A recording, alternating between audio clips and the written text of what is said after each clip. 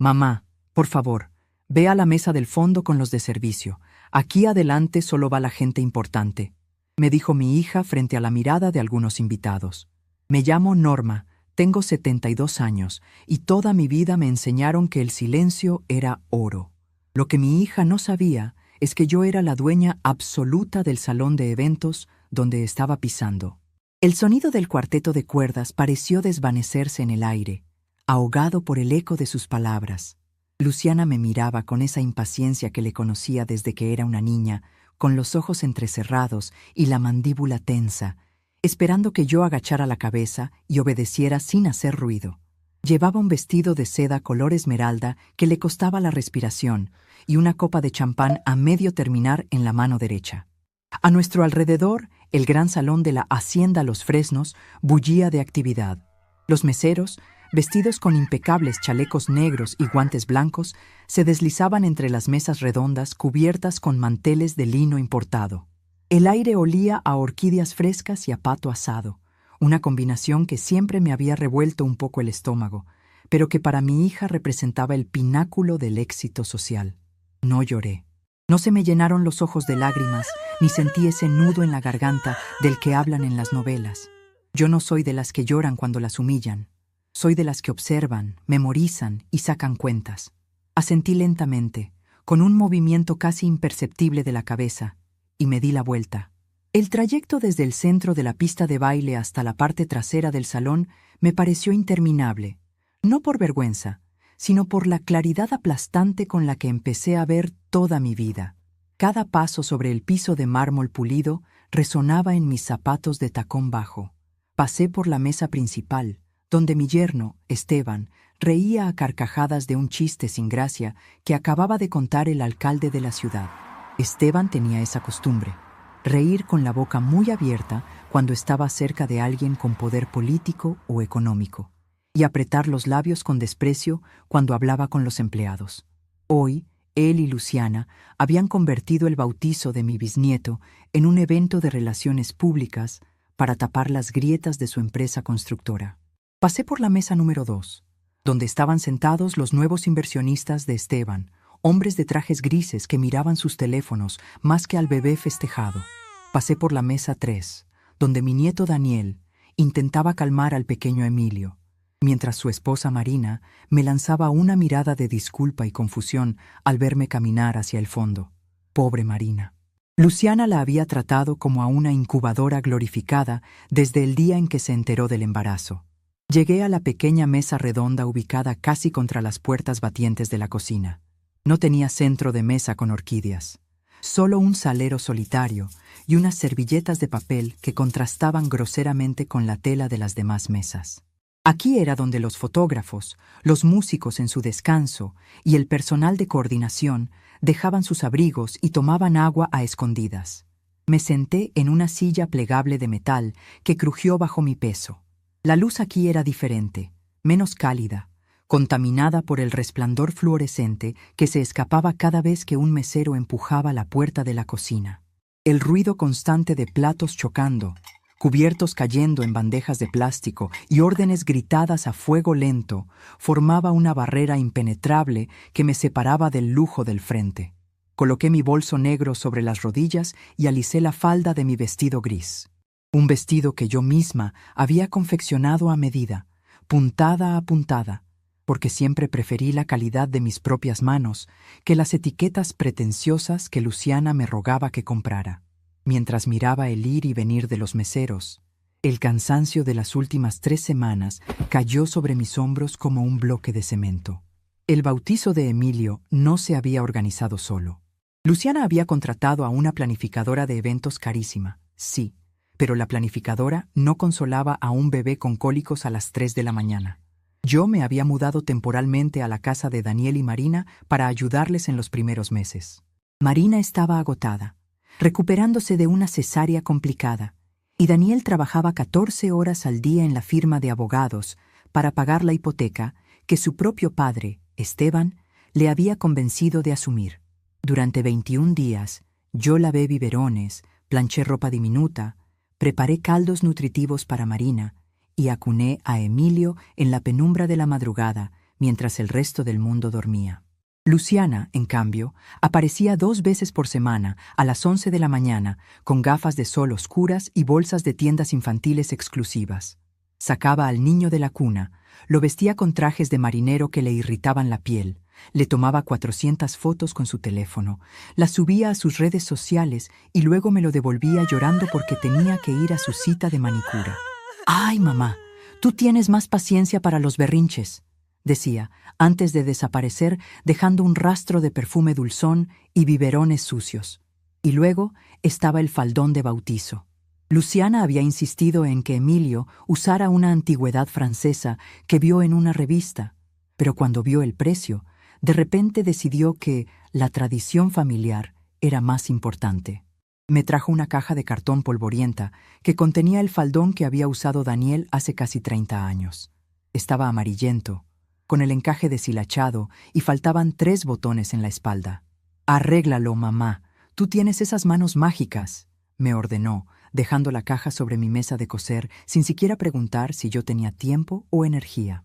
Durante 4 noches seguidas, me senté bajo la luz de mi lámpara de costura, descosiendo el encaje, arruinado con cuidado quirúrgico, lavando la tela a mano con jabón neutro y bicarbonato para devolverle la blancura, y cosiendo un nuevo encaje de bolillos que yo misma había comprado con mi pensión. Los botones faltantes los reemplacé con 3 pequeñas perlas de nácar que corté de un collar viejo que me había regalado mi madre. Cuando le entregué el faldón terminado a Luciana esta misma mañana en la iglesia, ni siquiera lo miró de cerca. Se lo arrebató de las manos y se lo dio a la niñera que contrató solo por hoy para que cargara al niño mientras ella saludaba a los invitados importantes. Esa ceguera de Luciana hacia el esfuerzo ajeno no era nueva. Siempre había sido así, desde que era una adolescente. Mi difunto esposo, Arturo, solía decir que habíamos mimado demasiado a nuestra única hija para compensar las carencias que nosotros tuvimos de jóvenes. Arturo y yo no nacimos en cunas de seda. Cuando nos casamos a los 20 años, nuestro único patrimonio era una estufa de 2 quemadores y unas ganas feroces de no morir de hambre. Empezamos vendiendo almuerzos para los obreros de la construcción en la zona industrial. Yo cocinaba desde las 4 de la mañana y él repartía en una bicicleta oxidada. Poco a poco, compramos un carrito de comida. Luego alquilamos un local. Luego fundamos una empresa de banquetes industriales y finalmente dimos el salto al negocio de los eventos de lujo. Arturo era un hombre de manos ásperas y sonrisa franca. Nunca se avergonzó de oler a cebolla y lavandina. Trabajamos juntos, codo a codo, durante 45 años. No tuvimos fines de semana libres, ni vacaciones en el extranjero, ni pasatiempos costosos. Cada peso que ganábamos lo reinvertíamos en el futuro. Con el tiempo, Arturo demostró tener un ojo clínico para los bienes raíces. Cuando la ciudad empezó a expandirse hacia el sur, él compró terrenos baldíos que nadie quería. Decía que la ciudad crecería y los ricos buscarían lugares amplios para sus bodas y fiestas. Tenía razón. Uno de esos terrenos era una antigua finca en ruinas, rodeada de árboles centenarios. Nos tomó 5 años restaurarla. Arturo supervisó la albañilería, rescató las vigas de madera originales y plantó docenas de fresnos nuevos. Yo diseñé la cocina industrial, los flujos de servicio, la disposición de los salones. Fue nuestra obra maestra. La llamamos Hacienda Los Fresnos. Cuando terminamos, decidimos no operarla nosotros mismos. Ya estábamos cansados y las rodillas de Arturo empezaban a fallar.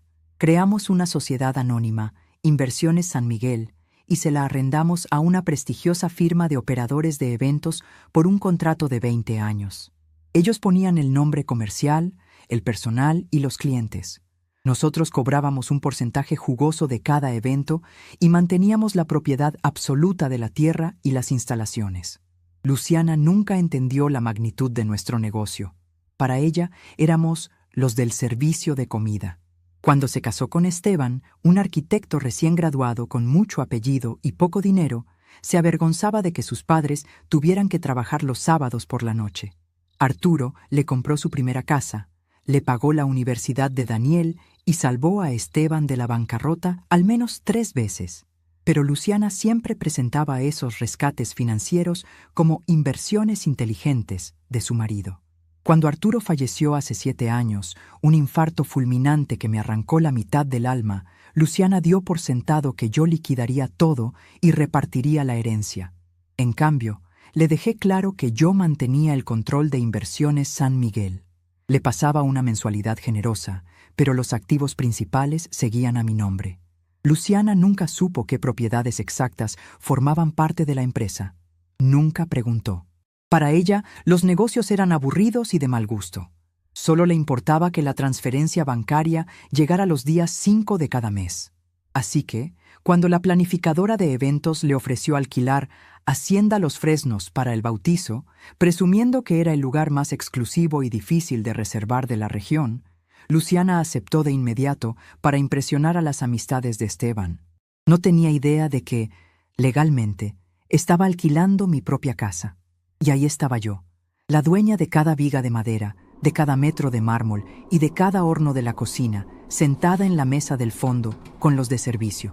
Un muchacho joven, con el uniforme de mesero, salió empujando la puerta batiente, cargando una bandeja vacía.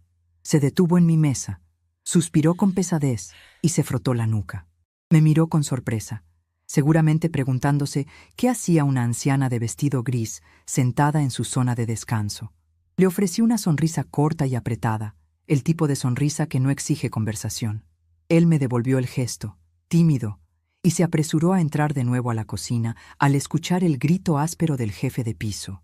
Desde mi posición, tenía una vista perfecta de todo el salón. Parecía una obra de teatro donde yo era el único público que conocía el final. Veía a Esteban sudando dentro de su traje, inclinándose hacia el alcalde con una servilidad que daba asco. Veía a Luciana paseándose de mesa en mesa, tocando los hombros de las esposas de los políticos, presumiendo el ropón de su nieto, sin mencionar jamás quién había cosido los botones. La mañana había empezado mal desde la iglesia. Llegué temprano, en taxi, porque Esteban dijo que el coche familiar estaba lleno con los adornos florales. Me senté en la segunda fila, dejando la primera libre para los padres y abuelos, como dicta el protocolo. Pero cuando Luciana llegó, traía consigo a la esposa del alcalde y a la esposa del inversionista principal. Sin siquiera mirarme a los ojos, me hizo un gesto apresurado con la mano para que me moviera a la tercera fila, susurrando que necesitaba que las madrinas de honor estuvieran al frente para las fotografías. Yo me levanté en silencio y cedí mi lugar. Durante toda la misa, vi la espalda de mi hija. Noté cómo se retocaba el lápiz labial usando la cámara frontal de su teléfono mientras el sacerdote derramaba el agua bendita sobre la cabeza de Emilio.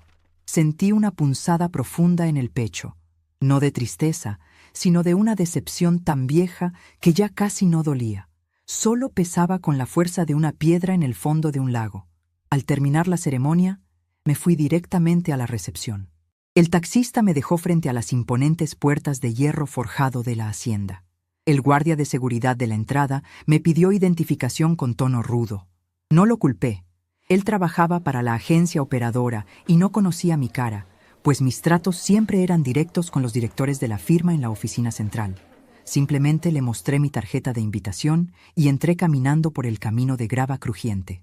Mientras cruzaba los jardines, me detuve un momento frente al roble más grande, el que Arturo y yo habíamos salvado de una plaga de termitas 15 años atrás. Pasé la mano por la corteza rugosa y sentí una conexión brutal con la tierra bajo mis pies. Esta era mi historia. Este lugar era el sudor de mi marido y mis madrugadas sin dormir. Y ahora estaba decorado con telas blancas y luces centelleantes para celebrar la vanidad de una hija que no respetaba ninguna de las dos cosas. Cuando entré al salón principal, busqué mi nombre en el elegante panel de acrílico transparente donde estaba la lista de invitados. Busqué la mesa 1. No estaba. Busqué la mesa 2 reservada para la familia directa. No estaba. Revisé la mesa 3 y 4. Nada. Pensé, por un segundo, que había sido un error de impresión de la imprenta cara que Luciana contrató. Me acerqué a la mesa principal, donde Luciana estaba regañando a un mesero porque la temperatura del aire acondicionado estaba muy baja para su gusto. Me paré a su lado, esperando pacientemente a que terminara de humillar al muchacho, que solo asentía con la cabeza baja. Cuando finalmente se giró, su rostro mostró una fugaz expresión de molestia al verme allí, de pie, reclamando un espacio en su mundo perfectamente coreografiado. Le pregunté en voz baja, para no avergonzarla frente a los demás, dónde me tocaba sentarme, ya que mi nombre no aparecía en el panel de entrada.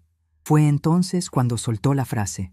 Me tomó del codo, con ese agarre firme y falso de quien finge afecto mientras te clava un puñal, y me apartó unos pasos hacia el pasillo lateral, lejos de los oídos de sus amigos adinerados. Su perfume me invadió las fosas nasales, fuerte, dulzón y artificial. Mamá, por favor, ve a la mesa del fondo con los de servicio. Aquí adelante solo va la gente importante, dijo. Las palabras salieron de su boca con una naturalidad aterradora, como si me estuviera pidiendo que le pasara la sal del salero. Esteban está a punto de cerrar un contrato millonario con el alcalde y sus socios. Necesitamos que las mesas principales tengan una imagen corporativa. No puedes estar ahí con tu vestido gris y tus historias de cuando vendías comida en la calle. No encajas. Sé razonable. Vete atrás. Te mandaré un plato de lo mismo que comemos nosotros. Me soltó el codo y, sin esperar respuesta, se dio la vuelta para recibir a un político local con una sonrisa radiante, como si acabara de encender un interruptor en su rostro. Me quedé allí parada durante unos 10 segundos. En mi cabeza no hubo gritos de indignación. Yo no opero con histeria. Mi mente, moldeada por décadas de cuadrar balances y lidiar con proveedores, simplemente registró el hecho como un dato duro e irrefutable. Mi hija me consideraba un estorbo social en la celebración de mi propia sangre. Me veía como la vieja sirvienta de la familia, útil para coser ropa vieja y cambiar pañales en la madrugada, pero indigna de compartir el pan en público. Esa asimetría me golpeó con la precisión de un bisturí afilado. Le había dado todo. Le había construido un imperio en la sombra para que ella pudiera caminar bajo el sol sin quemarse los pies. Y su respuesta, su gratitud, era enviarme al rincón oscuro junto a la cocina, escondiendo la pobreza de sus orígenes para no espantar a los tiburones con los que su marido intentaba nadar en un mar que no les pertenecía. Volví al presente en la mesa del fondo. El ruido de los platos me ancló de nuevo en la realidad inmediata.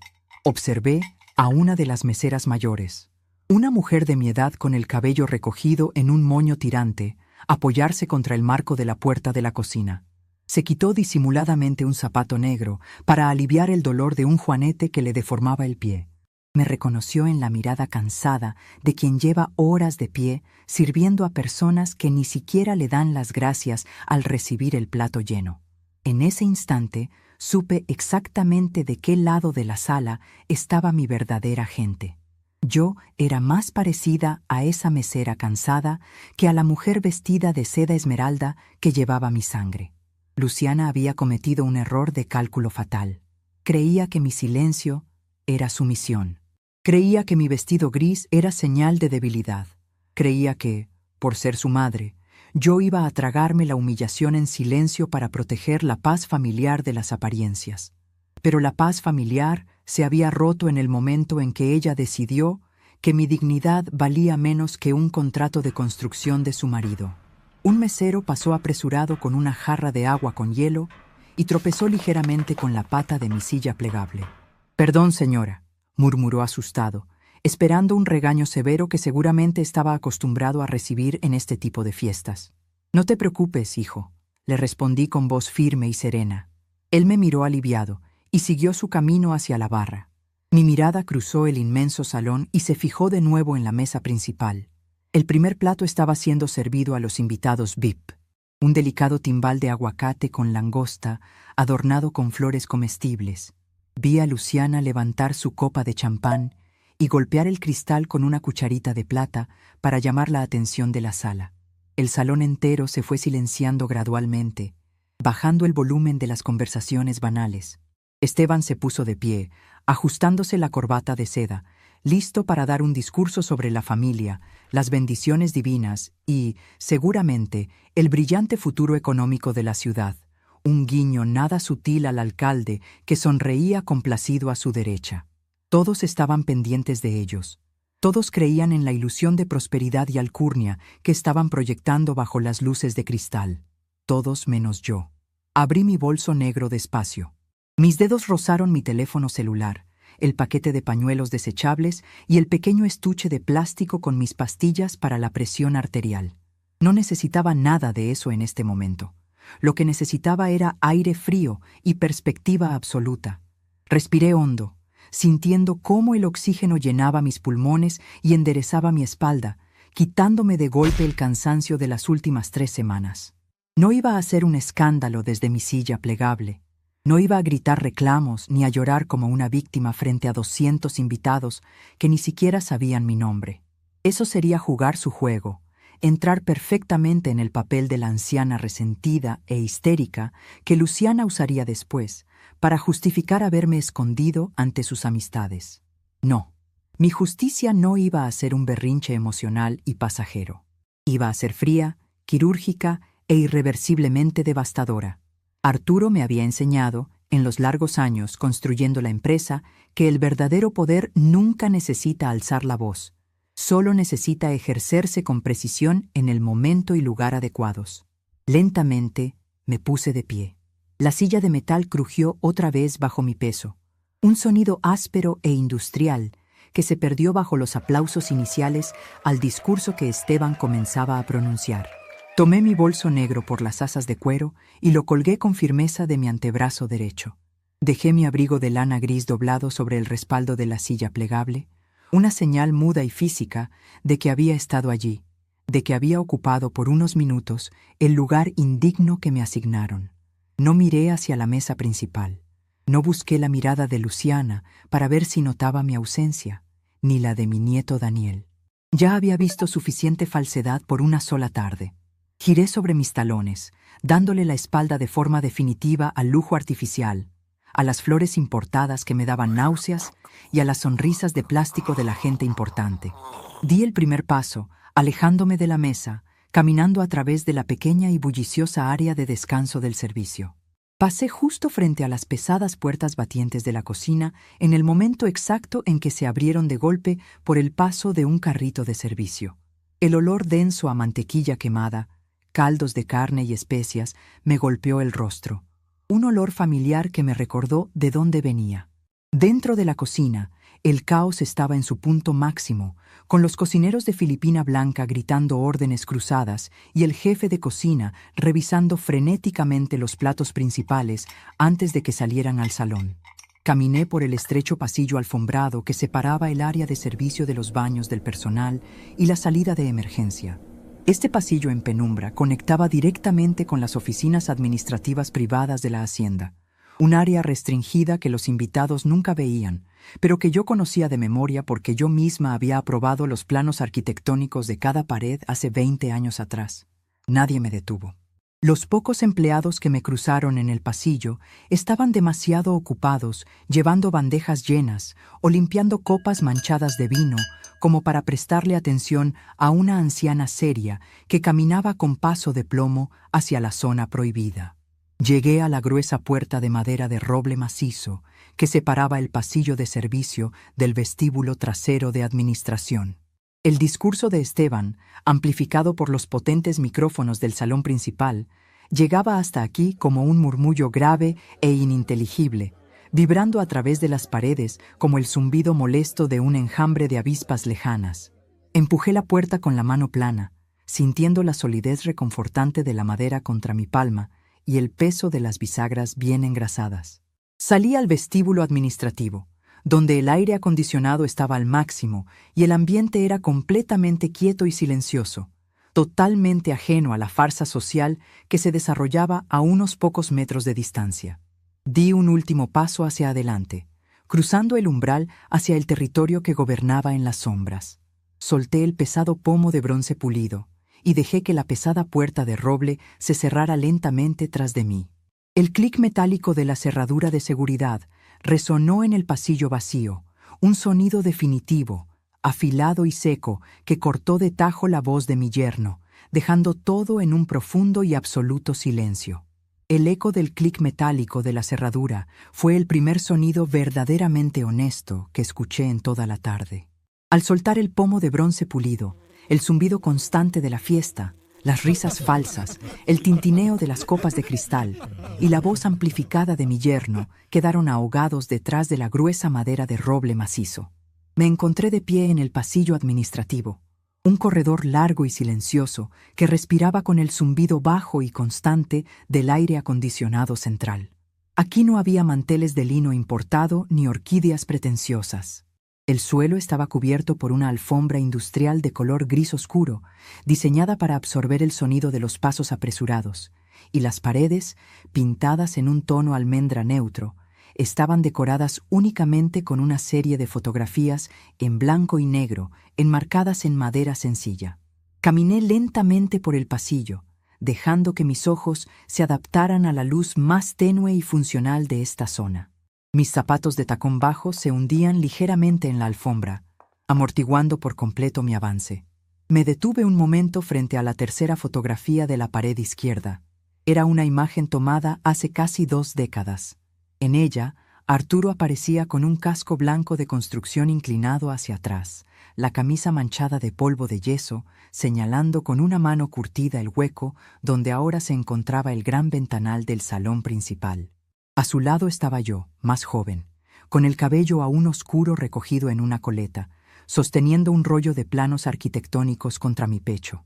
Estábamos sucios, cansados y rodeados de escombros, pero en nuestros rostros había una sonrisa de triunfo absoluto. Habíamos comprado una ruina y estábamos levantando un imperio con nuestras propias manos. Pasé la yema del dedo índice sobre el cristal del marco, justo sobre el rostro sonriente de mi difunto esposo. «Mira lo que han hecho con nuestra casa, viejo», murmuré en la soledad del pasillo. El nudo de decepción que había sentido en el salón comenzó a endurecerse, transformándose en una claridad fría y cristalina. Ya no era la madre humillada a la que mandaron a comer con los empleados. Volvía a ser la mujer de los planos, la dueña de cada centímetro de tierra bajo mis pies. Continué mi camino hasta llegar a la última puerta del corredor. Era más ancha que las demás, con una placa de latón cepillado en el centro que rezaba «Dirección General, Operaciones». No toqué a la puerta. Nunca he tenido que pedir permiso para entrar a una habitación que construí con mi propio dinero. Giré el pomo y empujé la hoja de madera, que se abrió con un deslizamiento suave y silencioso. La oficina era amplia, dominada por un enorme escritorio de caoba en el centro y un ventanal que ofrecía una vista privada de los jardines traseros de la hacienda, lejos de la vista de los invitados. Detrás del escritorio, rodeada de carpetas, monitores encendidos y tazas de café a medio terminar, estaba Silvia Montenegro. Silvia era la directora general de la agencia operadora a la que le arrendaba el lugar. Una mujer de 48 años, de postura impecable, vestida con un traje sastre azul marino que no mostraba una sola arruga a pesar de las horas de trabajo. Silvia no era solo una inquilina comercial. Era una profesional brillante a la que yo misma había entrevistado y aprobado cuando firmamos el contrato de arrendamiento hace 10 años. Ella conocía perfectamente la estructura de propiedad de Inversiones San Miguel. Ella sabía que la anciana de vestido gris que acababa de cruzar su puerta no era una invitada cualquiera. Al escuchar la puerta, Silvia levantó la vista de su pantalla. Sus manos se congelaron sobre el teclado. Abrió los ojos con desmesura y se puso de pie tan rápido que su silla de oficina retrocedió y golpeó suavemente contra el ventanal. «¿Doña Norma?», exclamó, con la voz teñida de una mezcla de sorpresa y profunda confusión. «Dios mío, no sabía que estaba aquí. Nadie en la entrada me avisó de su llegada. ¿Pasó algo con el mantenimiento? ¿Necesita algo? Por favor, tome asiento». Me acerqué al escritorio con paso firme, sintiendo cómo el ambiente de la oficina, cargado de tensión operativa, me envolvía como un viejo abrigo conocido. «No te avisaron porque llegué en taxi, Silvia, y entré por la puerta principal como una invitada más», respondí con tono neutro, apoyando mi bolso negro sobre la superficie de caoba. O, mejor dicho, como una invitada de segunda categoría. «No te preocupes por el personal de seguridad.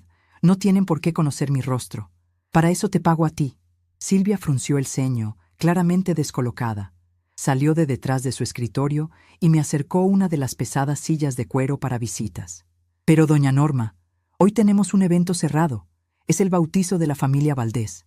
De hecho, el anfitrión es el arquitecto Esteban Valdés. Tengo entendido que es su... Silvia se detuvo en seco.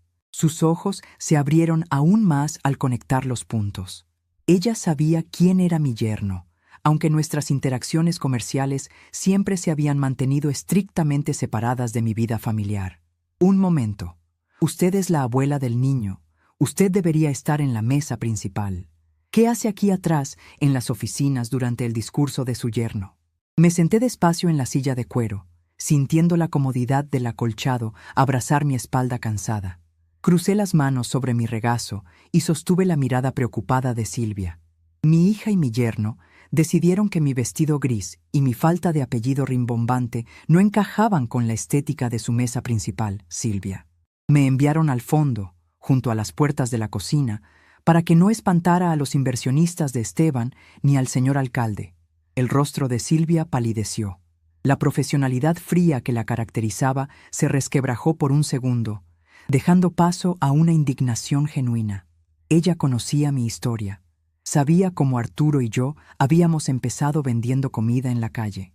Y, sobre todo, sabía que el contrato de arrendamiento que le permitía a su agencia operar en este lugar tan lucrativo dependía enteramente de mi firma. Eso es inaceptable, doña Norma. Es una falta de respeto espantosa. Si me hubiera enterado, yo misma habría bajado a acomodarla. Este es su salón. Usted es la dueña de todo esto. ¿Quiere que vaya ahora mismo y le exija al jefe de piso que le ponga un lugar en el centro? Puedo hacer que muevan a quien sea. Levanté una mano, deteniendo su impulso. No, Silvia. No quiero un lugar en su mesa. No me interesa compartir el pan con gente que se avergüenza de las manos que amasaron su fortuna. Lo que quiero es información. Y la quiero ahora. Silvia asintió rápidamente, recuperando su postura ejecutiva. Volvió a su lado del escritorio y se sentó, lista para recibir instrucciones. Lo que necesite, doña Norma. Usted dirá. Quiero ver el expediente completo del evento de hoy. El contrato, los presupuestos, el registro de pagos, las peticiones especiales. Absolutamente todo lo que Esteban Valdés y Luciana firmaron con tu agencia. Silvia no dudó ni un segundo. Sus dedos volaron sobre el teclado de su computadora, abriendo el sistema de gestión interna. Mientras la impresora láser de la esquina comenzaba a zumbar y a escupir hojas de papel caliente, Silvia abrió un cajón archivador y sacó una gruesa carpeta de cuero negro con la etiqueta Evento 402, Bautizo Valdés. La colocó sobre el escritorio, la abrió y deslizó los documentos hacia mí. Aquí tiene, dijo Silvia, ajustándose las gafas. El contrato se firmó hace apenas 3 semanas. Fue una reserva de emergencia. Su hija insistió mucho en que necesitaban el lugar para impresionar a unos socios clave del arquitecto Valdés. Como teníamos una cancelación de última hora, se lo dimos. Tomé mis gafas de lectura de mi bolso, me las puse y comencé a revisar los papeles. El silencio en la oficina solo era interrumpido por el sonido de las páginas al pasar y mi propia respiración acompasada. Leí la lista de invitados. 200 personas. Leí el menú elegido. Timbal de aguacate con langosta, pato a la naranja con reducción de frutos rojos, tarta de trufa de chocolate. Leí los extras. Cuarteto de cuerdas en vivo, arreglos florales con orquídeas importadas, barra libre de licores premium. Era un derroche obsceno para un simple bautizo de domingo por la tarde. Pero lo que realmente buscaba no estaba en el menú, sino en la última página, en la sección de facturación y condiciones de pago. Mis ojos recorrieron las cifras.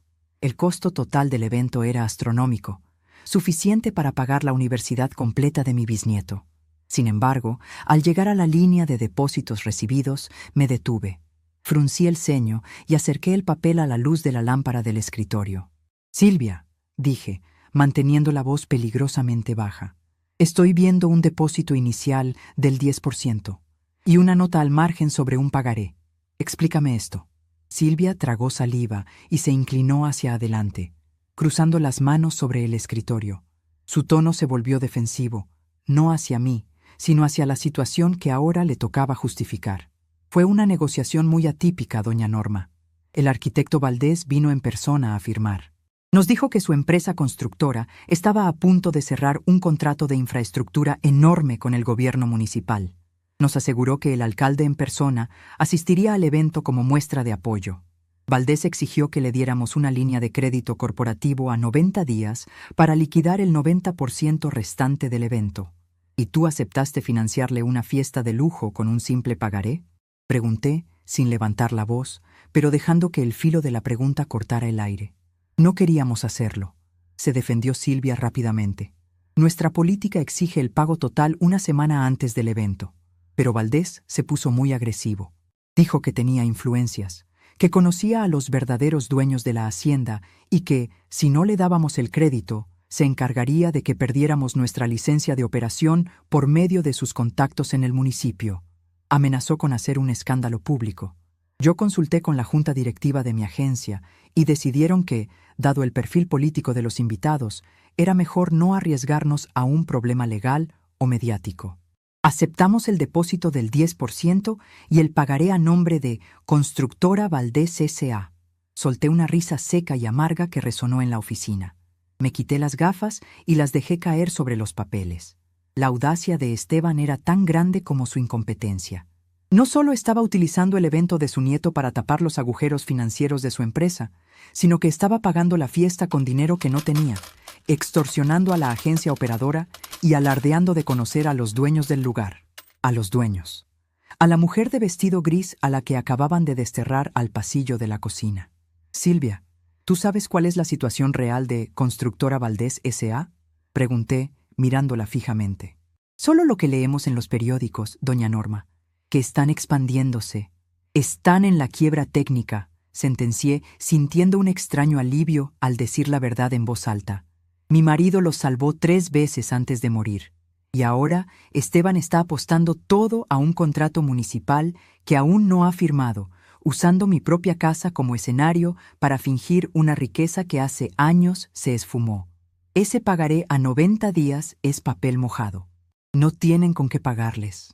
Silvia se llevó una mano a la boca, procesando la información. Si la constructora no pagaba, la agencia operadora tendría que asumir el costo total del evento, lo cual representaba una pérdida masiva que afectaría directamente los dividendos que Inversiones San Miguel cobraba a fin de mes. Antes de que Silvia pudiera articular una respuesta, la pesada puerta de roble de la oficina se abrió de golpe. No fue un empujón suave, sino un impacto brusco que hizo temblar los marcos de los cuadros en la pared del pasillo. En el umbral apareció Marcos, el chef ejecutivo de la hacienda. Era un hombre corpulento de 50 años, vestido con una filipina blanca que mostraba salpicaduras recientes de salsa oscura. Su rostro estaba rojo por el calor de las estufas y por una furia evidente. Llevaba un trapo de cocina apretado en el puño derecho. Marcos no era un empleado cualquiera. Era un veterano de la industria culinaria, un hombre de carácter fuerte que trabajaba con nosotros desde los tiempos en que Arturo y yo hacíamos banquetes industriales. Yo misma había diseñado la distribución de sus hornos.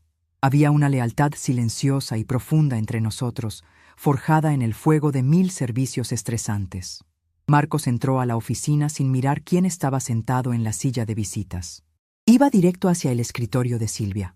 «Silvia, no soporto un minuto más a esa gente», rugió el chef, agitando el trapo en el aire.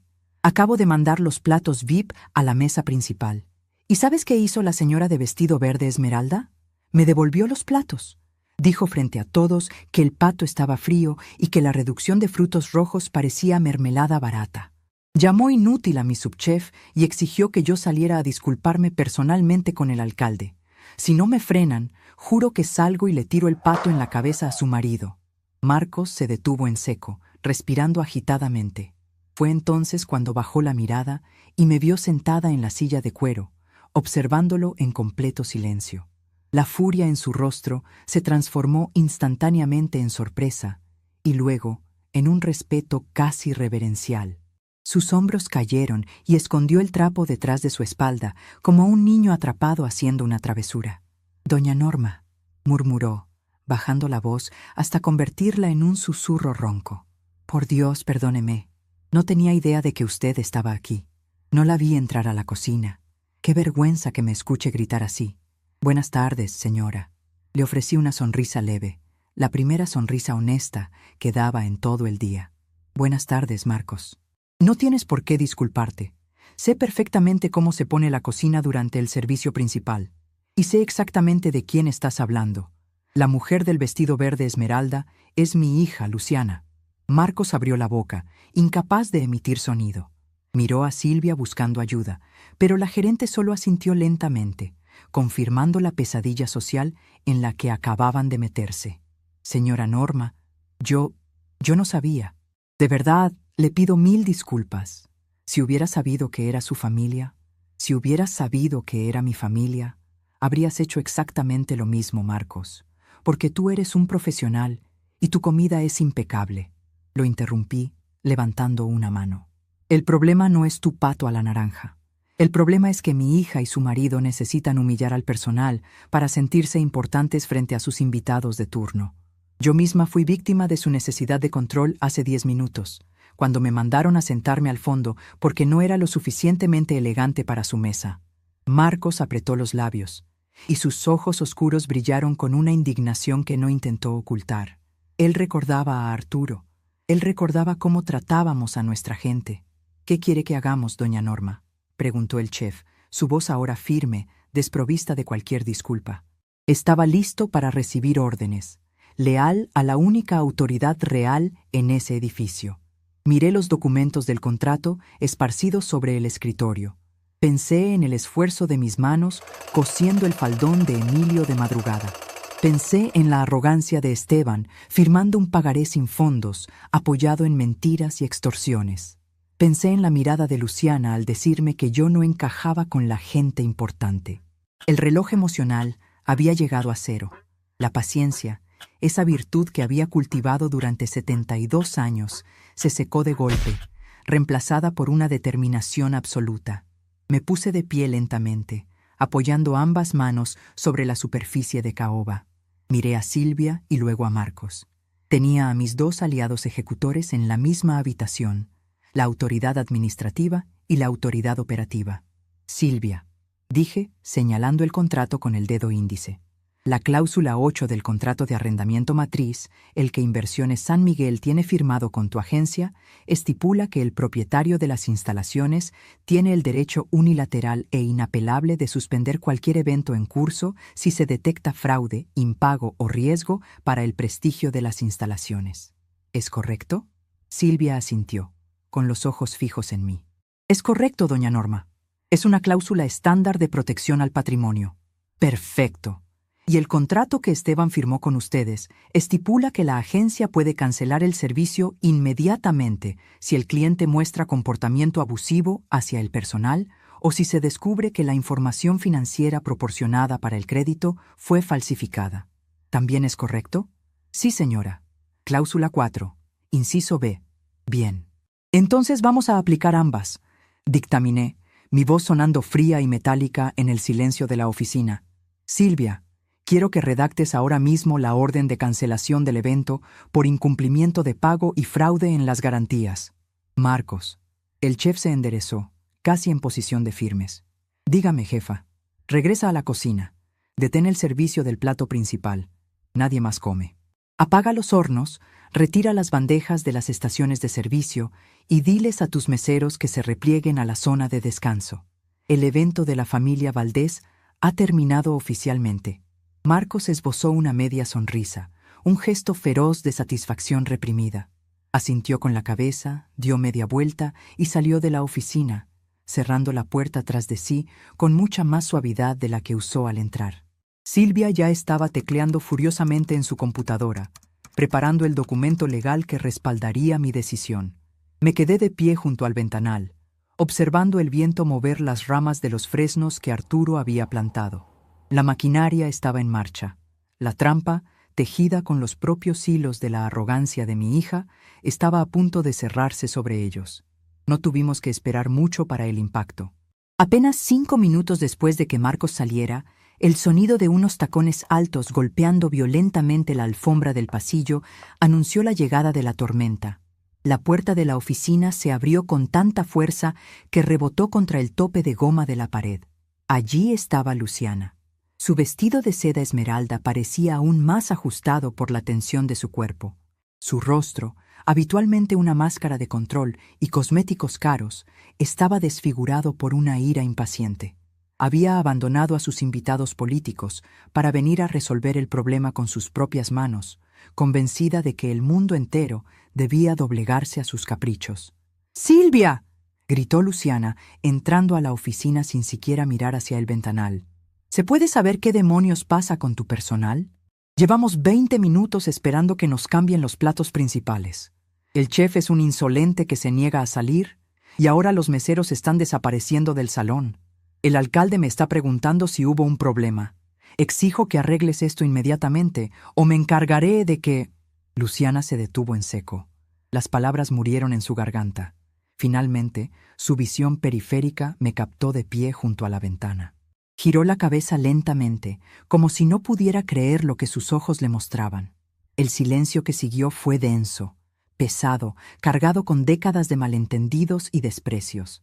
Luciana me miró de arriba abajo, escaneando mi vestido gris, mi bolso negro sobre el escritorio de caoba y mi postura relajada frente a la directora general de la agencia.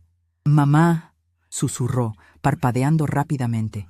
«¿Qué haces aquí adentro? ¿Por qué no estás en la mesa que te asigné? ¿Qué haces escondida en las oficinas, molestando a la gerente, en medio de una crisis?» No respondí de inmediato. Dejé que su confusión creciera, que el veneno de sus propias preguntas se asentara en el aire de la habitación. Me acerqué al escritorio con lentitud calculada.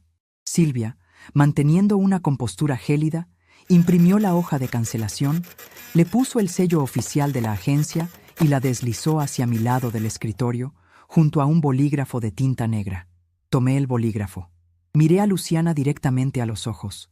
No había rastro del afecto complaciente que ella siempre había dado por sentado. Solo había la mirada de una mujer que había decidido dejar de ser invisible. «No estoy escondida, Luciana», respondí con una calma que pareció desestabilizarla aún más. «Y no estoy molestando a la gerente, estoy haciendo mi trabajo. Algo que tú y tu marido olvidaron hacer cuando decidieron organizar una fiesta con dinero ajeno en una propiedad que no les pertenece». Luciana frunció el ceño, dando un paso hacia atrás, como si mis palabras fueran un idioma extranjero que no lograba descifrar. «¿De qué estás hablando? ¿Qué trabajo? Mamá, por favor, deja de decir tonterías y vete a tu lugar. No tengo tiempo para tus dramas. Tengo 200 invitados importantes esperando su comida». «No, Luciana», dije, inclinándome sobre el escritorio y firmando el documento de cancelación con un trazo firme y definitivo. «Ya no tienen invitados y ya no hay comida, porque, como dueña absoluta de esta hacienda y de Inversiones San Miguel, acabo de cancelar tu evento». Solté el bolígrafo. El sonido del plástico contra la madera resonó como un disparo en el silencio de la oficina. Luciana miró el papel, luego a Silvia y finalmente a mí, y por primera vez en su vida, el terror absoluto reemplazó a la arrogancia en sus ojos. El sonido del bolígrafo de plástico golpeando contra la madera de caoba resonó como un disparo solitario en el silencio absoluto de la oficina. Luciana miró el papel que acababa de firmar, luego miró a Silvia y finalmente clavó sus ojos en mí.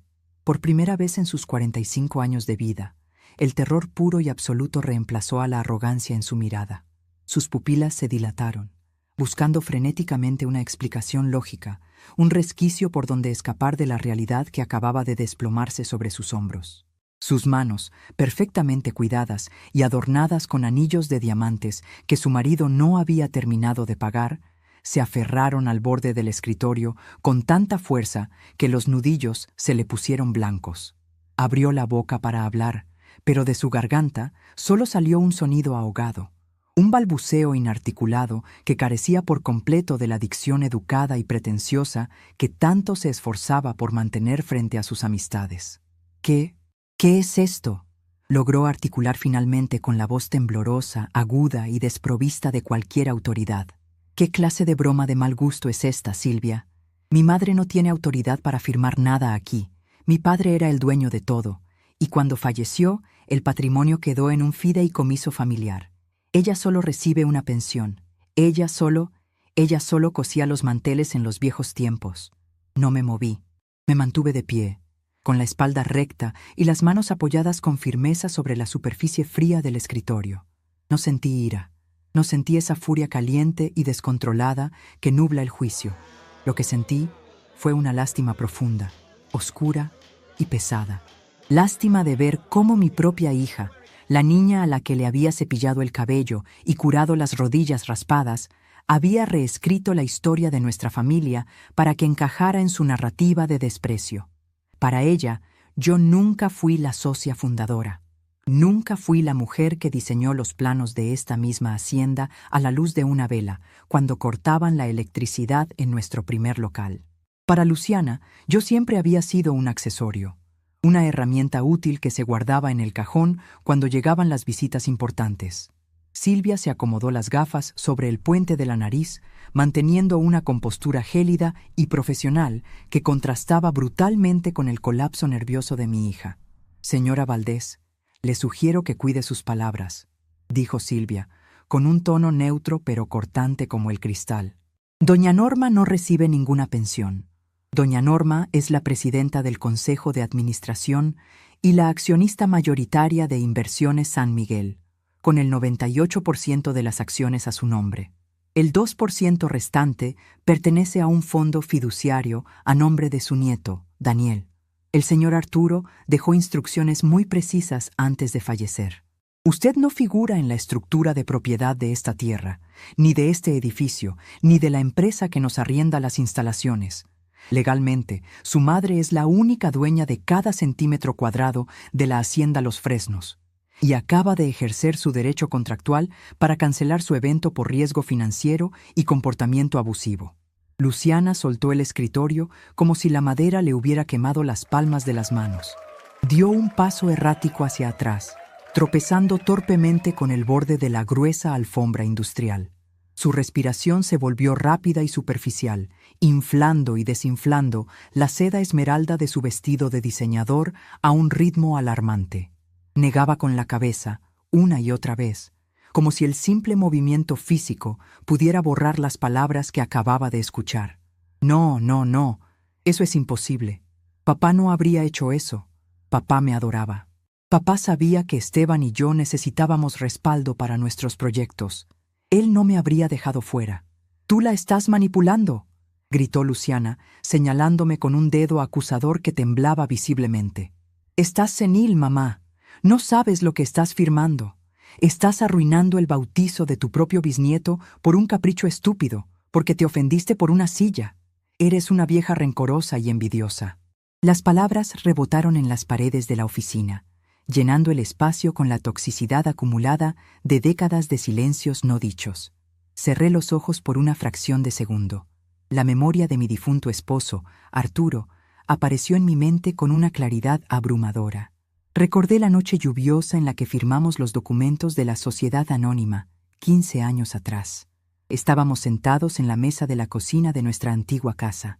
Arturo tenía los anteojos en la punta de la nariz y sostenía mi mano sobre el papel. «Nuestra hija tiene el corazón vacío y las manos sueltas, Norma», me había dicho aquella noche, con una tristeza que le surcaba las arrugas del rostro. «La amamos, pero le dimos tanta comodidad que le castramos el carácter. Si le dejamos el control de nuestro esfuerzo, lo perderá todo en un año, tratando de impresionar a gente que no la quiere. Y peor aún, dejará que ese bueno para nada de Esteban la arrastre a la ruina. Todo queda a tu nombre, mi vieja. Tú eres la muralla». Había pagado sus deudas en secreto. Había cosido sus ropas para que fingieran un estatus que no tenían. Había limpiado sus desastres en la oscuridad de la madrugada. Pero la muralla se había cansado de recibir golpes. Abrí los ojos y sostuve la mirada desquiciada de Luciana. «Tu padre te amaba profundamente, Luciana», dije, con una voz tan baja y firme que la obligó a dejar de gritar para poder escucharme. «Te amaba tanto que decidió protegerte de tu propia vanidad. Y no estoy senil. Tengo la mente más clara que nunca en mi vida. Y esto no se trata de una silla. No se trata de que me hayas mandado al fondo del salón como si fuera una bolsa de basura que no querías que tus amigos vieran. Se trata de esto». Levanté el contrato original del evento y el pagaré que Esteban había firmado. Los sostuve en el aire, bajo la luz blanca de la lámpara de escritorio de Silvia. Se trata de que tu marido vino a mi casa, a la casa que tu padre y yo construimos cargando bultos de cemento, y firmó un documento fraudulento. Acordaron pagar una fortuna que no tienen, usando un crédito falso a 90 días, respaldado por una constructora que está técnicamente en quiebra. Vinieron a extorsionar a mi gerente, amenazándola con conexiones políticas para conseguir una fiesta de lujo gratis. Usaron el sacramento de mi bisnieto, un bebé inocente, como una excusa grotesca para montar una obra de teatro y engañar a un alcalde para que les firme un contrato que los salve de la miseria. Luciana palideció de tal manera que el costoso maquillaje de sus mejillas parecía de repente una máscara de cera desprendiéndose de su piel. Tragó saliva con dificultad. Sabía que yo había dado en el clavo. Sabía que su castillo de naipes financiero estaba colapsando en tiempo real frente a sus ojos. «Mamá, por favor». Su voz se quebró, perdiendo de golpe toda la altanería, transformándose en el ruego patético de un animal acorralado. «El alcalde está allá afuera. Los inversionistas de Monterrey están en la mesa 2. Si la comida no sale, si se enteran de que el evento está cancelado, estamos muertos. Esteban necesita ese contrato municipal. Si no lo consigue, el banco nos va a ejecutar la hipoteca de la casa el mes que viene. Lo perderemos todo. Nos quedaremos en la calle. ¿Cómo puedes hacerle esto a tu propia familia? ¿Cómo puedes ser tan cruel?» «Ustedes ya estaban muertos, Luciana», respondí implacable, sin permitir que la lástima me ablandara el pulso. Solo querían usar mi dinero y mi propiedad para pagar el ataúd y que el funeral luciera bonito. Y en cuanto a la familia, no te atrevas a usar esa palabra conmigo. La familia no destierra a una madre a la mesa del servicio porque su vestido no tiene etiqueta francesa. La familia no te tira a la cara un faldón de encaje remendado a las 3 de la mañana sin dar las gracias. Ustedes me sacaron de su familia hace mucho tiempo, el día que decidieron que mi origen humilde era una mancha en su currículum social. Yo solo estoy formalizando el divorcio». Antes de que Luciana pudiera soltar el llanto de desesperación que se le estaba acumulando en la garganta, el sonido violento del pomo de la puerta girando rompió la tensión de la oficina. La pesada hoja de roble se abrió con tanta fuerza que golpeó el tope de goma de la pared con un estruendo sordo. Era Esteban. Mi yerno entró en la habitación como un toro enfurecido, sudando copiosamente dentro de su traje de lana fría que ahora le quedaba pequeño por el estrés. La corbata de seda que minutos antes se acomodaba con presunción frente al espejo, ahora colgaba aflojada de su cuello. Su rostro, habitualmente ensayado para mostrar una falsa amabilidad corporativa, estaba rojo y retorcido en una mueca de furia impaciente. No miró hacia la esquina donde yo estaba de pie. Su visión de túnel estaba completamente enfocada en Silvia y en su esposa. «Luciana, ¿qué demonios estás haciendo aquí escondida?», bramó Esteban, agitando los brazos en el aire. «Llevo 20 minutos intentando mantener al alcalde entretenido con anécdotas estúpidas. Las mesas están vacías. Fui a la cocina y los hornos están apagados. Los meseros están sentados tomando agua. ¡Es un maldito motín!». Esteban avanzó hacia el escritorio, plantando ambas manos sobre la madera y asomando el rostro hacia Silvia, en una postura de intimidación física, asquerosa y cobarde. «Escúchame bien, empleaducha de quinta», le escupió a Silvia, con las venas del cuello marcadas.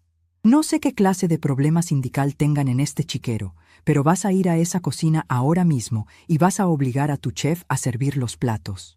Y si no lo haces, te juro por Dios que mañana por la mañana usaré todas mis influencias en el municipio para que te revoquen la licencia de operación. Voy a hundir esta agencia y me voy a asegurar de que nunca vuelvas a trabajar en esta ciudad. Soy Esteban Valdés, y a mí nadie me humilla de esta manera». Silvia no se inmutó. No retrocedió un milímetro. Se limitó a cruzar las manos sobre sus piernas y a mirar a Esteban con una expresión de absoluto aburrimiento. La misma expresión que uno reserva para un niño malcriado que hace un berrinche en un supermercado. Fue entonces cuando Esteban, al no recibir la sumisión inmediata que esperaba, giró la cabeza buscando apoyo y me vio. Me vio de pie, tranquila, con mi bolso negro colgando del antebrazo y mi vestido gris perfectamente alisado. Su cerebro pareció cortocircuitar por un segundo. Arrugó la frente, confundido por mi presencia en aquel santuario administrativo reservado para los supuestos dueños del mundo. ¿Y tú qué haces aquí, Norma?, preguntó, usando mi nombre de pila con esa falta de respeto casual que siempre lo había caracterizado. No había un señora ni un doña. Para él, yo siempre fui la suegra molesta que no encajaba. Te dije claramente esta mañana que te mantuvieras alejada de la mesa principal. ¿Viniste a lloriquearle a la gerente porque no te gustó tu silla? Por el amor de Dios, Luciana, saca a tu madre de aquí. Llévala a la cocina y dale un plato de sopa, pero quítamela de la vista. No tengo tiempo para lidiar con los complejos de inferioridad de esta señora mientras mi carrera está en juego. El silencio que siguió a sus palabras fue denso, casi sólido. Se podía cortar con un cuchillo. Luciana se llevó ambas manos al rostro, tapándose la boca como si quisiera ahogar un grito de terror. Sabía que las palabras de su marido acababan de sellar su destino de manera definitiva e irrevocable. No dejé que Luciana hablara. No dejé que lo protegiera. Di un paso al frente, acortando la distancia entre Esteban y yo. Mis tacones bajos no hacían ruido, pero mi presencia pareció llenar de pronto cada rincón de la inmensa oficina. No estoy aquí quejándome por una silla, Esteban, dije con un tono gélido, pausado, pronunciando cada sílaba con la precisión de un verdugo afilando su hacha. Estoy aquí porque la gerente necesitaba mi firma para ejecutar un trámite administrativo urgente. Esteban soltó una carcajada áspera y despectiva. Se pasó una mano por el cabello engominado, mirándome como si yo hubiera perdido la cordura. ¿Tu firma? ¿Para qué demonios necesita esta agencia la firma de una anciana que se la pasa tejiendo chambritas? ¿Vas a autorizarles la compra de más hilo? Luciana, por favor, saca a esta mujer de aquí antes de que llame a seguridad. Necesitaba mi firma, continué, ignorando su interrupción y elevando mi voz apenas un tono, suficiente para dominar la habitación, porque el contrato de arrendamiento que le permite a esta agencia operar en esta propiedad estipula que solo la dueña absoluta de la Hacienda Los Fresnos puede ordenar la cancelación inmediata de un evento en curso por fraude y falsedad de garantías. Esteban parpadeó. La sonrisa burlona se congeló en su rostro, transformándose en una mueca grotesca. Miró a Silvia, esperando que la gerente soltara una carcajada y desmintiera mi locura. Pero Silvia solo asintió lentamente con la cabeza, levantando el documento que yo acababa de firmar y mostrándoselo de frente. La señora Norma es la accionista mayoritaria de Inversiones San Miguel y la propietaria legal de este inmueble, señor Valdés, confirmó Silvia, con una claridad letal. Y acaba de ejercer su derecho a cancelar su evento. Los hornos están apagados. El personal de servicio ha sido retirado. No habrá comida, ni bebida, ni música. Su fiesta ha terminado. El impacto físico de las palabras en el cuerpo de Esteban fue fascinante de observar. Fue como ver un edificio implosionar en cámara lenta. Sus hombros se hundieron, su pecho se desinfló, y las piernas parecieron temblarle bajo los pantalones de lana fina. Retrocedió un paso, chocando torpemente contra la silla de cuero de visitas. Miró a Luciana, buscando desmentir la pesadilla. «Luciana», murmuró Esteban con la voz rota, ronca, «dime que esto es una broma. Dime que tu madre no es... Dime que Arturo no le dejó...» «Es verdad, Esteban», sollozó Luciana, dejando caer las manos de su rostro, revelando el maquillaje corrido y los ojos inyectados en sangre. «Todo es de ella, siempre fue de ella. La empresa, los terrenos, el salón, todo nos acaba de cancelar». Esteban se dejó caer pesadamente en la silla de cuero. El aire pareció abandonar sus pulmones de golpe. El arrogante arquitecto de apellidos ilustres, el hombre que hacía 10 minutos se pavoneaba frente al alcalde y humillaba a mis empleados, se había reducido a un saco de carne temblorosa en cuestión de segundos. Se aflojó la corbata aún más, como si de repente le faltara el oxígeno en la oficina climatizada. El silencio volvió a reinar, interrumpido solo por los sollozos ahogados de mi hija y la respiración errática de mi yerno. Me tomé mi tiempo para observarlos. Durante años habían construido una fortaleza de mentiras y apariencias, financiando su desprecio hacia mí con el sudor de mi propio trabajo. Y ahora, con una simple firma y unas cuantas palabras, yo había derribado sus muros hasta los cimientos.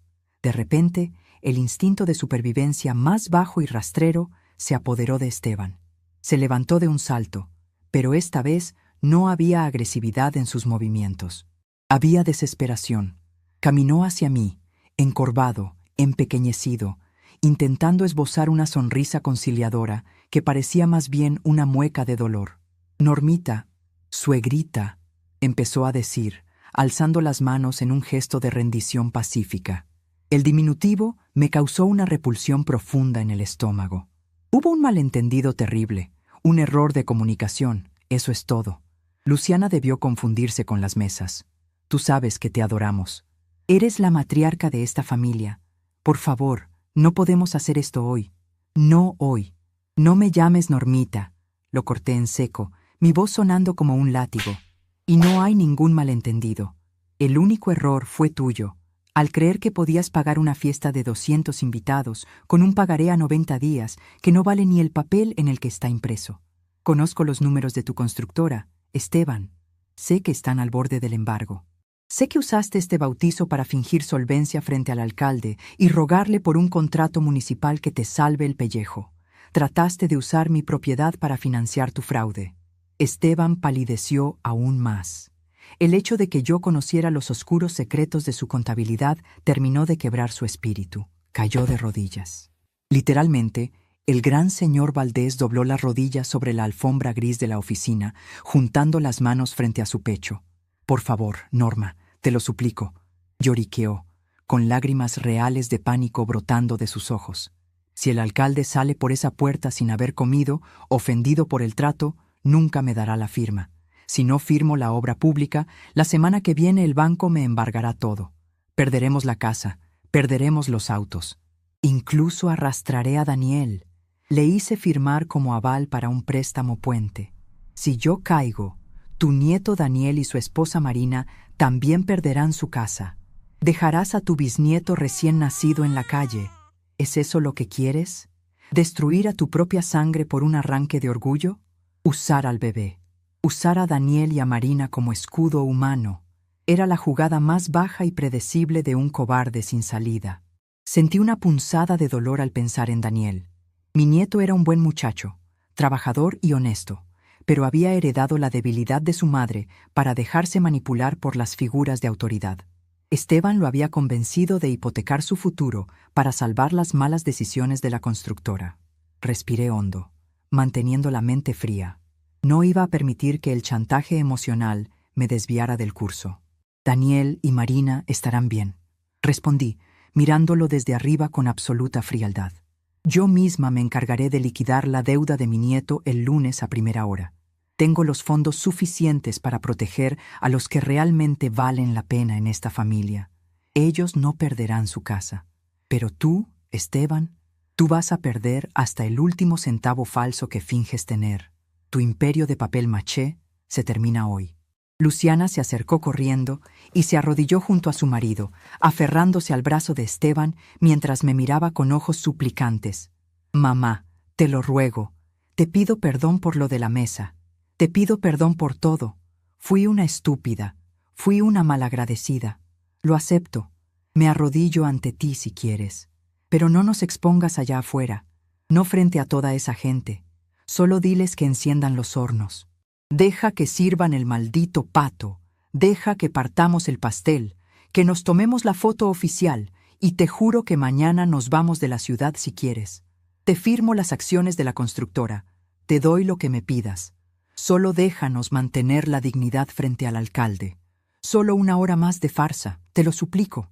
Miré a mi hija y a mi yerno, arrodillados en el suelo de mi oficina, suplicando por las obras de una ilusión que ellos mismos habían destruido. Habían pasado toda su vida pisoteando a los que consideraban inferiores, y ahora rogaban piedad con la misma boca con la que antes escupían veneno. La justicia poética de la escena era innegable, pero no me produjo ninguna alegría. Solo me confirmó lo que Arturo siempre supo: estaban podridos por dentro.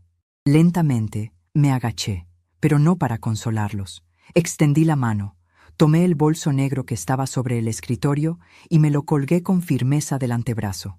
Me enderecé, ajustando los pliegues de mi vestido gris de confección propia. «No, Luciana, no habrá más farsas. No voy a usar la comida de mis trabajadores para alimentar el fraude de tu marido, sentencié, mi voz inquebrantable resonando en las paredes. Ustedes quisieron un evento para la gente importante, y la gente importante ya está sentada esperando. Esteban levantó la vista, confundido, con el rostro empapado en lágrimas y sudor. ¿Qué vas a hacer, Norma? ¿Vas a ir tú a decirles que no hay comida? No, Esteban, dije, dándome la vuelta hacia la puerta de roble macizo. Vamos a volver a salir, los tres. Luciana se puso de pie torpemente, tirando del brazo de su marido para ayudarlo a levantarse. ¿Volver a salir? Mamá, no podemos salir al salón sin los meseros. Nos van a masacrar con preguntas. El alcalde exigirá saber qué está pasando. Será una humillación pública. Me detuve con la mano apoyada en el pomo de bronce pulido de la puerta. Giré la cabeza ligeramente sobre mi hombro y los miré con una calma que debió parecerles absolutamente aterradora. Ustedes van a caminar de regreso a su hermosa mesa principal, adornada con orquídeas, ordené, con la autoridad irrefutable de quien sostiene todas las cartas de la baraja. Se van a sentar junto al señor alcalde y los inversionistas de Monterrey.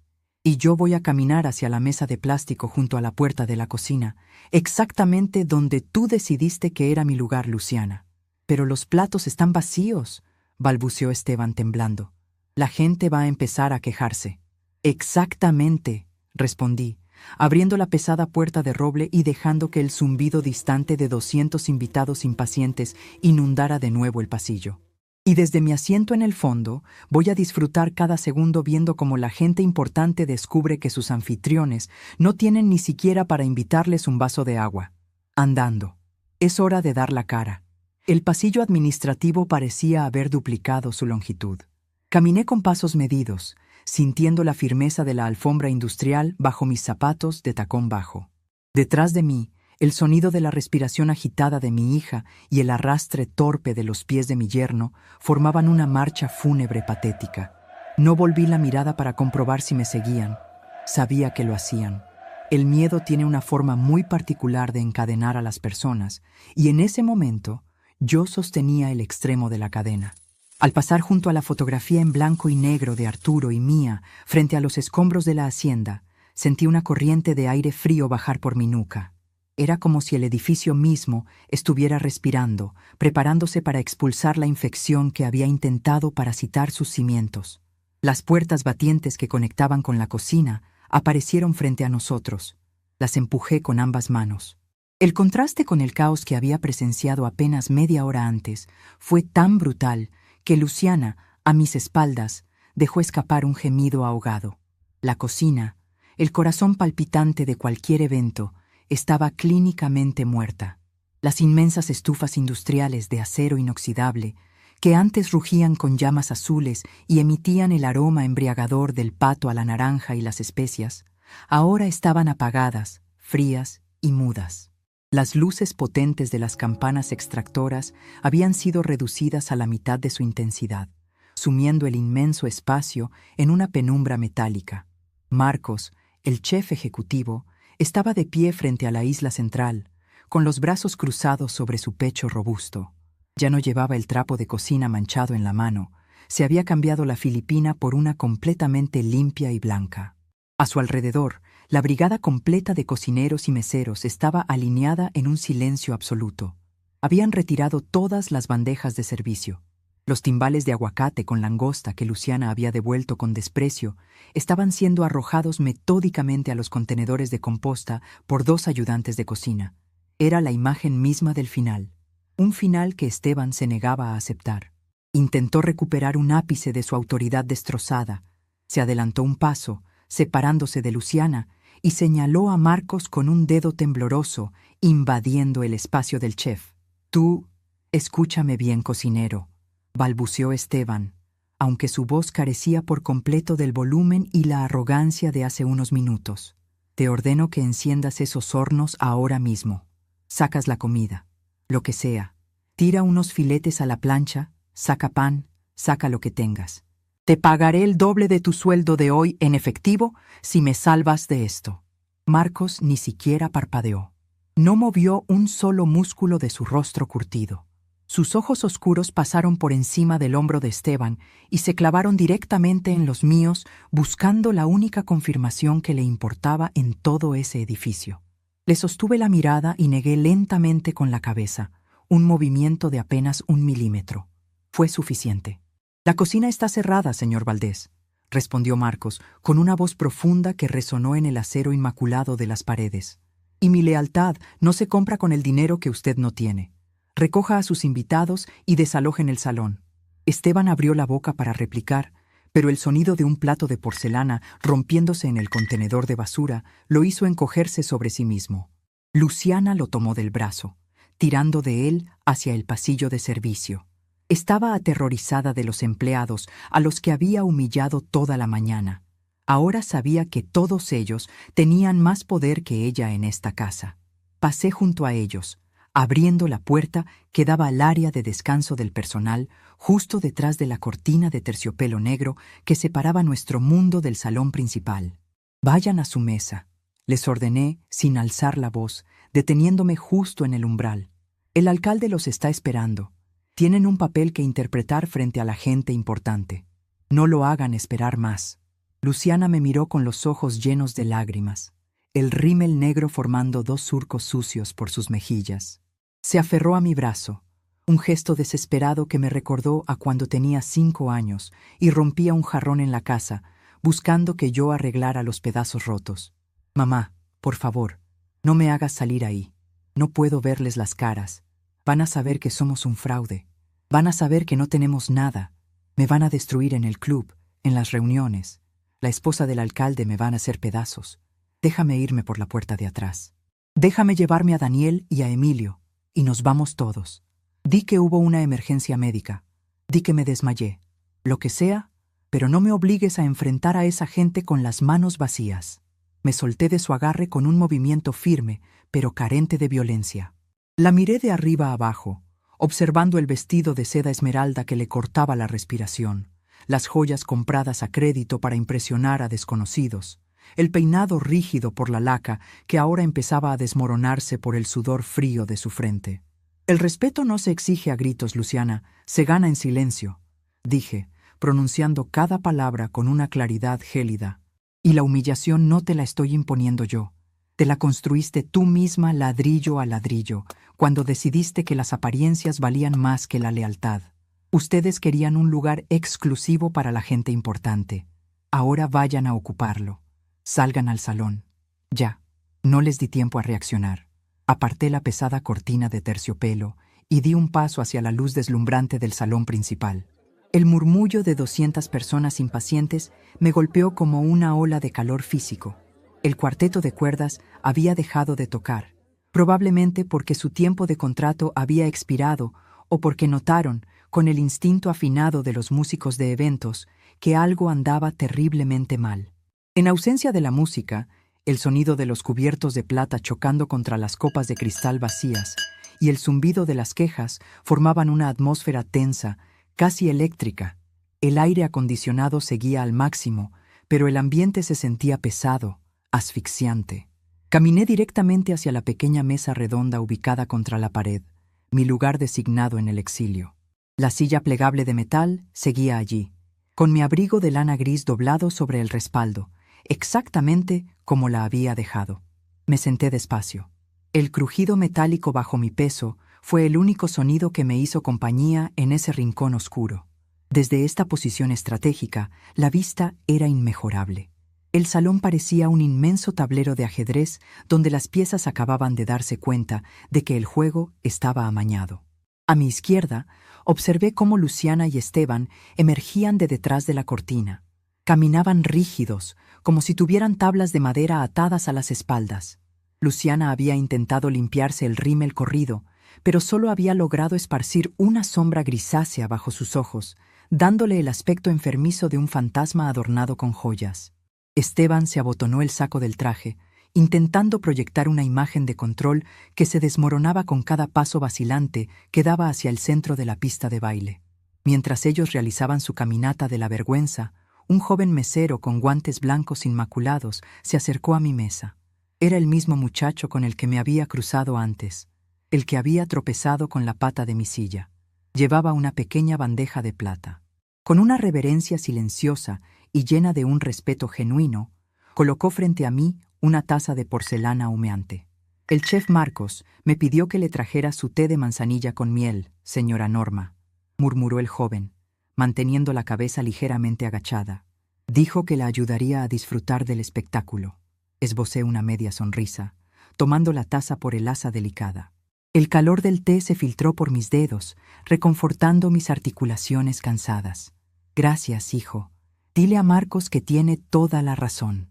El mesero asintió, dio un paso atrás y se colocó de pie junto a la puerta de la cocina, cruzando las manos detrás de la espalda, asumiendo la postura de un centinela que custodia a su reina. Tomé un sorbo de té y fijé mi mirada en la mesa 1, el centro del salón, el altar de los vanidosos. Esteban y Luciana finalmente llegaron a sus asientos. El alcalde Mendoza, un hombre corpulento de rostro enrojecido y cabello ralo, estaba sentado a la derecha de la cabecera. Llevaba más de media hora tamborileando los dedos gruesos sobre el mantel de lino. A su lado, su esposa, la misma mujer con la que Luciana había entrado a la iglesia, ignorándome por completo, se abanicaba frenéticamente con el menú impreso en papel pergamino. Frente a ellos, los 3 inversionistas de Monterrey, hombres de trajes grises impecables, miraban sus teléfonos celulares con expresiones que iban del aburrimiento absoluto a la irritación abierta. En el momento en que Esteban tocó el respaldo de su silla, el alcalde Mendoza dejó de tamborilear los dedos y se giró hacia él. Aunque el salón era inmenso, la acústica que Arturo y yo habíamos diseñado era perfecta. Las voces se proyectaban con facilidad, y el silencio tenso del resto de los invitados amplificaba cualquier conversación en el centro. «Valdés, por el amor de Dios, ¿se puede saber qué está pasando aquí?», exigió el alcalde, con una voz rasposa que cortó el aire del salón como una sierra. Llevamos 45 minutos esperando el plato principal. Las copas están vacías y los meseros han desaparecido misteriosamente. Mi esposa tiene el nivel de azúcar por el suelo y los inversionistas tienen vuelos que tomar esta noche. ¿Esta es la famosa hospitalidad de la que tanto alardeabas en el club de golf? Esteban tragó saliva de manera tan visible que pude notar el movimiento de su nuez desde mi mesa en el fondo. Se aflojó la corbata, un gesto patético de nerviosismo puro, e intentó esbozar su sonrisa corporativa. Fue un fracaso estrepitoso. Sus labios temblaban como si estuviera a punto de llorar. «Señor alcalde, le ofrezco mis más sinceras disculpas», tartamudeó Esteban, apoyando ambas manos sobre la mesa para evitar que el temblor de su cuerpo fuera evidente para los comensales. Hemos tenido un pequeño inconveniente técnico en la cocina. Nada de qué preocuparse, se lo aseguro. Un fusible, me parece. Ya están solucionándolo. La comida saldrá en cualquier momento». La esposa del alcalde soltó una carcajada seca, carente de cualquier tipo de humor. Dejó caer el menú sobre la mesa con desdén. ¿Un fusible? Esteban, querido, he organizado eventos de beneficencia en esta hacienda docenas de veces. Conozco a la agencia operadora. Tienen generadores de respaldo que podrían iluminar un estadio entero en 3 segundos. No me vengas con excusas baratas. El servicio aquí es impecable. Si no hay comida, es porque alguien cometió un error garrafal, y no creo que haya sido el electricista. Luciana, sentada al otro lado del alcalde, intentó intervenir. Su voz, habitualmente aguda, mandona y llena de suficiencia, salió como un susurro agrietado. «Margarita, por favor, te aseguro que todo está bajo control. El chef es un poco temperamental. Ya sabes cómo son estos artistas de la cocina, exigen perfección y se demoran. Enseguida nos sirven, te lo prometo». Uno de los inversionistas de Monterrey, un hombre de cabello canoso y mirada de halcón, guardó su teléfono en el bolsillo interior de su saco y se inclinó hacia adelante, apoyando los codos sobre la mesa. No miró a Luciana, clavó sus ojos directamente en Esteban. «Con todo respeto, señora Valdés, mi tiempo es dinero», dijo el inversionista con un acento norteño pesado y maravillosamente directo. «Volamos desde Nuevo León exclusivamente, porque su marido nos aseguró que hoy celebraríamos la firma del nuevo desarrollo municipal junto al alcalde. Pero lo único que veo es una fiesta paralizada. mesas vacías y a un anfitrión sudando frío. Si su constructora maneja las obras públicas con la misma eficiencia con la que organiza un bautizo familiar, dudo mucho que queramos arriesgar nuestro capital con ustedes. El impacto de esas palabras fue devastador. Esteban se puso pálido, del color de la ceniza vieja. El contrato que iba a salvarlo de la bancarrota se estaba evaporando frente a sus ojos, destruido por la misma gente a la que había intentado impresionar a costa de mi dignidad y mi patrimonio. La tensión en la mesa principal comenzó a irradiar hacia el resto del salón como un gas invisible. En la mesa 3 vi a mi nieto Daniel ponerse de pie con el pequeño Emilio en brazos. El bebé había empezado a llorar, irritado por el ruido ahogado, el calor de los trajes y la falta de atención. Marina, su esposa, miraba aterrorizada hacia donde estaban sus suegros, percibiendo que el desastre era inminente. Pobre Marina. Ella no tenía la culpa del nido de víboras en el que se había casado. Me prometí mentalmente que la llamaría al día siguiente para asegurarle que el techo sobre la cabeza de su hijo estaba a salvo, sin importar lo que le pasara a la constructora de su suegro. El alcalde Mendoza, perdiendo definitivamente la paciencia que le quedaba, levantó una mano en el aire y chasqueó los dedos, llamando a uno de sus asistentes, un hombre joven de traje oscuro que estaba de pie cerca de la entrada principal del salón.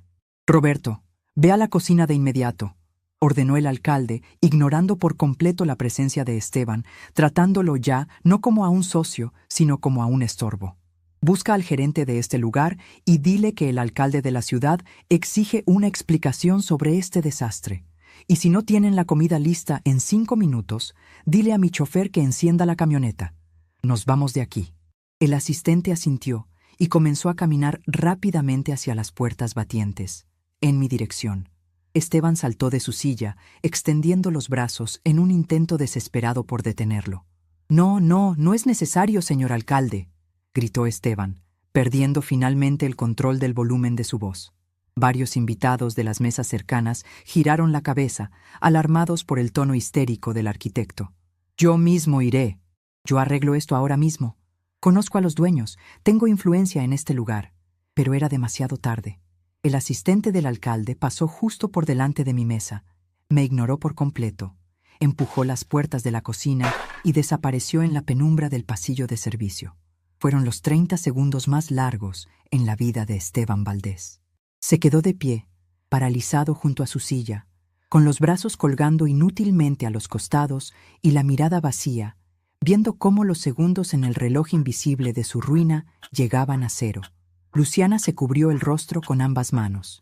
Ya no le importaba el maquillaje, ni la postura, ni los diamantes. El pánico la había consumido por completo. Estaba encogida en su silla de lujo, deseando volverse invisible. Las puertas batientes se abrieron de nuevo. El asistente del alcalde salió, caminó con paso rápido y firme hacia la mesa principal, y se inclinó para susurrar algo al oído de Mendoza. Observé, fascinada, cómo el rostro del político cambiaba de la irritación pura a la incredulidad, y finalmente a una indignación colérica que le tiñó las mejillas de púrpura. Mendoza apoyó ambas manos sobre la mesa y se puso de pie lentamente. Su silla raspó contra el suelo de mármol con un chirrido violento que hizo eco en todo el salón, silenciando de golpe las pocas conversaciones que quedaban. El silencio que cayó sobre la sala fue absoluto, asfixiante. 200 pares de ojos estaban fijos en la mesa de la gente importante. «¿Un fusible, Valdés?», rugió el alcalde. Su voz rebotó en los techos altos y en los candelabros de cristal que Arturo había colgado con tanto esfuerzo. Mi asistente acaba de entrar a la cocina. Las estufas están apagadas.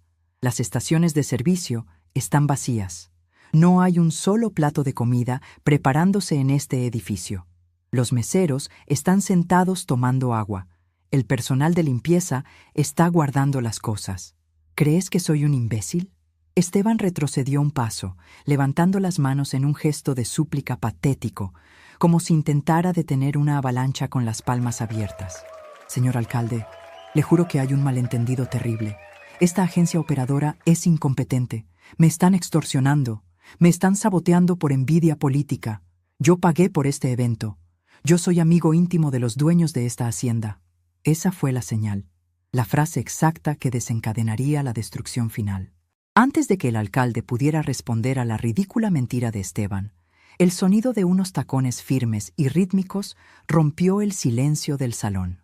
Desde el pasillo lateral que conectaba con las oficinas administrativas, emergió Silvia Montenegro. La directora general caminaba con la postura inquebrantable de un general, entrando a un campo de batalla ya conquistado. Llevaba en sus manos una carpeta de cuero negro, abierta, exhibiendo el documento de cancelación con mi firma aún fresca. Silvia no se detuvo en el borde de la pista. Caminó directamente hacia la mesa 1, atravesando el mar de invitados estupefactos con pasos decididos. Su rostro era una máscara de profesionalidad letal, impasible ante el caos social. Se detuvo a 2 metros de la mesa principal, frente al alcalde y a un Esteban que parecía a punto de sufrir un colapso cardíaco. «Buenas tardes a todos», anunció Silvia. No usó micrófono, pero su voz clara y autoritaria, entrenada para dirigir multitudes y resolver crisis, se escuchó perfectamente hasta en el último rincón del salón. «Mi nombre es Silvia Montenegro, directora general de la agencia operadora de la Hacienda Los Fresnos. Lamento profundamente la confusión y el malestar que están experimentando en esta tarde». El alcalde Mendoza cruzó los brazos sobre el pecho, mirándola con dureza, exigiendo respuestas con la mera postura de su cuerpo pesado. «Señorita Montenegro, exijo una explicación inmediata. ¿Por qué se ha detenido el servicio de este evento? ¿Es cierto lo que dice el señor Valdés sobre un intento de extorsión por parte de su empresa hacia su familia?» Silvia esbozó una sonrisa que no llegó a sus ojos. Una sonrisa fría, quirúrgica, diseñada para cortar la mentira de raíz. Giró levemente la cabeza para mirar a Esteban, quien estaba temblando de forma tan violenta que los cubiertos de su lugar tintineaban contra el cristal de las copas. «No, señor alcalde, no hay ninguna extorsión por nuestra parte», respondió Silvia, levantando la carpeta negra para que todos los presentes en la mesa principal pudieran ver los documentos legales y el sello oficial. «El servicio de este evento ha sido cancelado de manera definitiva y unilateral, en estricto apego a nuestros protocolos de seguridad. Y el motivo es muy simple: fraude y falsedad de garantías financieras por parte del anfitrión aquí presente». Un murmullo ensordecedor estalló en el salón. 200 personas de la alta sociedad local contuvieron el aliento al mismo tiempo. Las esposas de los políticos se llevaron las manos a la boca. Los inversionistas de Monterrey se miraron entre sí, asintiendo lentamente, confirmando sus peores sospechas sobre la solvencia de la constructora. Luciana sollozó abiertamente, escondiendo la cara en el mantel de lino importado que tanto había exigido tener. «¡Es mentira!», gritó Esteban en un último y desesperado intento por salvar su prestigio de las cenizas. Su voz se quebró en un gallo agudo y vergonzoso que resonó por todo el lugar. «Yo entregué un pagaré corporativo. Mi constructora tiene fondos de sobra. Ustedes me están difamando frente a mis invitados y van a pagar por esto. Exijo que venga el dueño de este lugar ahora mismo. Dile a tus jefes que den la cara. Exijo hablar con los dueños de Inversiones San Miguel para que te despidan en este instante». Silvia cerró la carpeta de cuero con un chasquido seco. Mantuvo la mirada fija en Esteban durante 3 largos segundos, dejando que el eco de sus gritos patéticos se apagara por completo bajo el zumbido constante del aire acondicionado. Luego, con una calma que helaba la sangre, Silvia levantó la mano derecha, extendió el brazo y señaló directamente hacia el fondo del salón, hacia la pequeña mesa redonda sin mantel, alejada de las luces cálidas del centro, hacia la silla plegable de metal ubicada junto a las puertas batientes de la cocina, hacia la zona donde se suponía que solo iba la gente invisible, hacia mí. «El dueño de Inversiones San Miguel no tiene que venir de ninguna parte, señor Valdés», dijo Silvia, y su voz resonó con la fuerza de un martillo golpeando el clavo final en el ataúd de mi yerno. «La dueña absoluta de esta hacienda, de esta empresa y de la tierra que usted está pisando, ha estado presente todo el tiempo. Fue ella quien ordenó personalmente la cancelación de su evento, porque la gente importante, señor Valdés, no paga sus fiestas con pagarés sin fondos. El efecto fue inmediato y absoluto. Como si estuvieran conectados por un mismo hilo invisible, los 200 invitados, el alcalde Mendoza, los severos inversionistas del norte, mi nieto Daniel y finalmente Esteban, giraron la cabeza al unísono. Un mar de rostros pálidos y confundidos se volvió hacia el fondo del salón, buscando a la figura de poder que acababa de aplastar al gran arquitecto Valdés frente a toda la ciudad.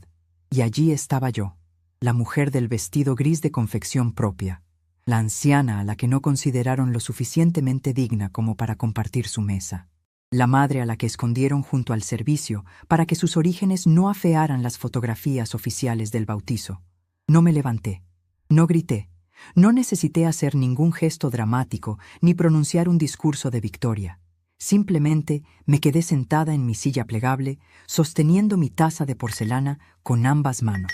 Sostuve la mirada aterrorizada de Esteban a 50 metros de distancia, viendo cómo el peso aplastante de la verdad trituraba sus rodillas. El silencio en el salón era tan profundo, tan denso, que pude escuchar claramente el leve tintineo de mi cuchara rozando el borde de la taza cuando tomé el último sorbo de mi té de manzanilla. Esteban Valdés, el hombre que me había mandado al fondo por no ser gente importante, estaba a punto de descubrir que la mujer invisible del rincón era la única dueña del cielo que se le acababa de caer encima. Y yo no tenía ninguna intención de ayudarlo a levantar los escombros. El alcalde Mendoza dio un paso hacia él, rompiendo la parálisis del momento. ¿Esta es tu suegra, Valdés?, preguntó Mendoza, señalándome con la barbilla, con un asco profundo deformando sus facciones. ¿La mujer a la que vi sentada en la tercera fila de la iglesia? Esteban no pudo responder. Sus labios se movían frenéticamente, pero de su garganta apretada no salía ningún sonido. El aire del inmenso salón de repente parecía faltarle, mientras mi mirada, fría, paciente y calculadora, lo mantenía clavado al suelo de mármol que yo misma había pagado con mis años de trabajo.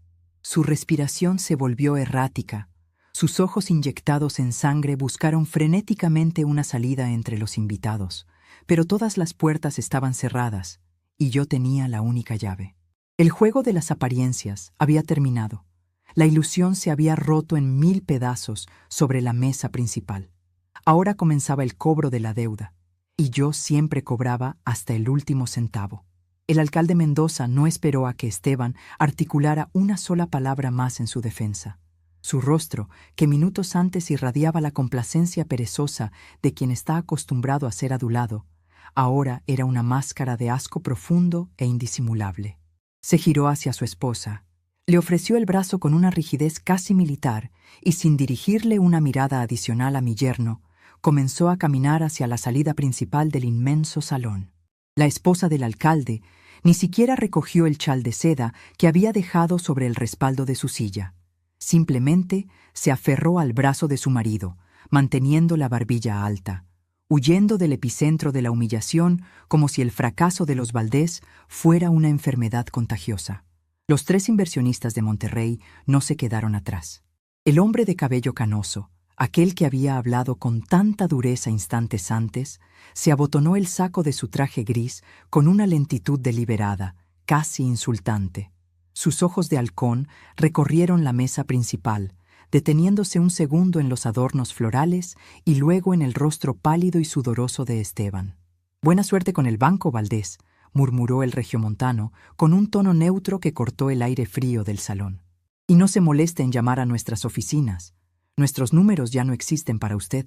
Esa frase simple y directa fue el tiro de gracia. El éxodo comenzó. 200 personas de la alta sociedad, aquellos que habían venido a beber champán de cortesía y a presenciar la supuesta coronación financiera de la constructora Valdés, se levantaron al unísono.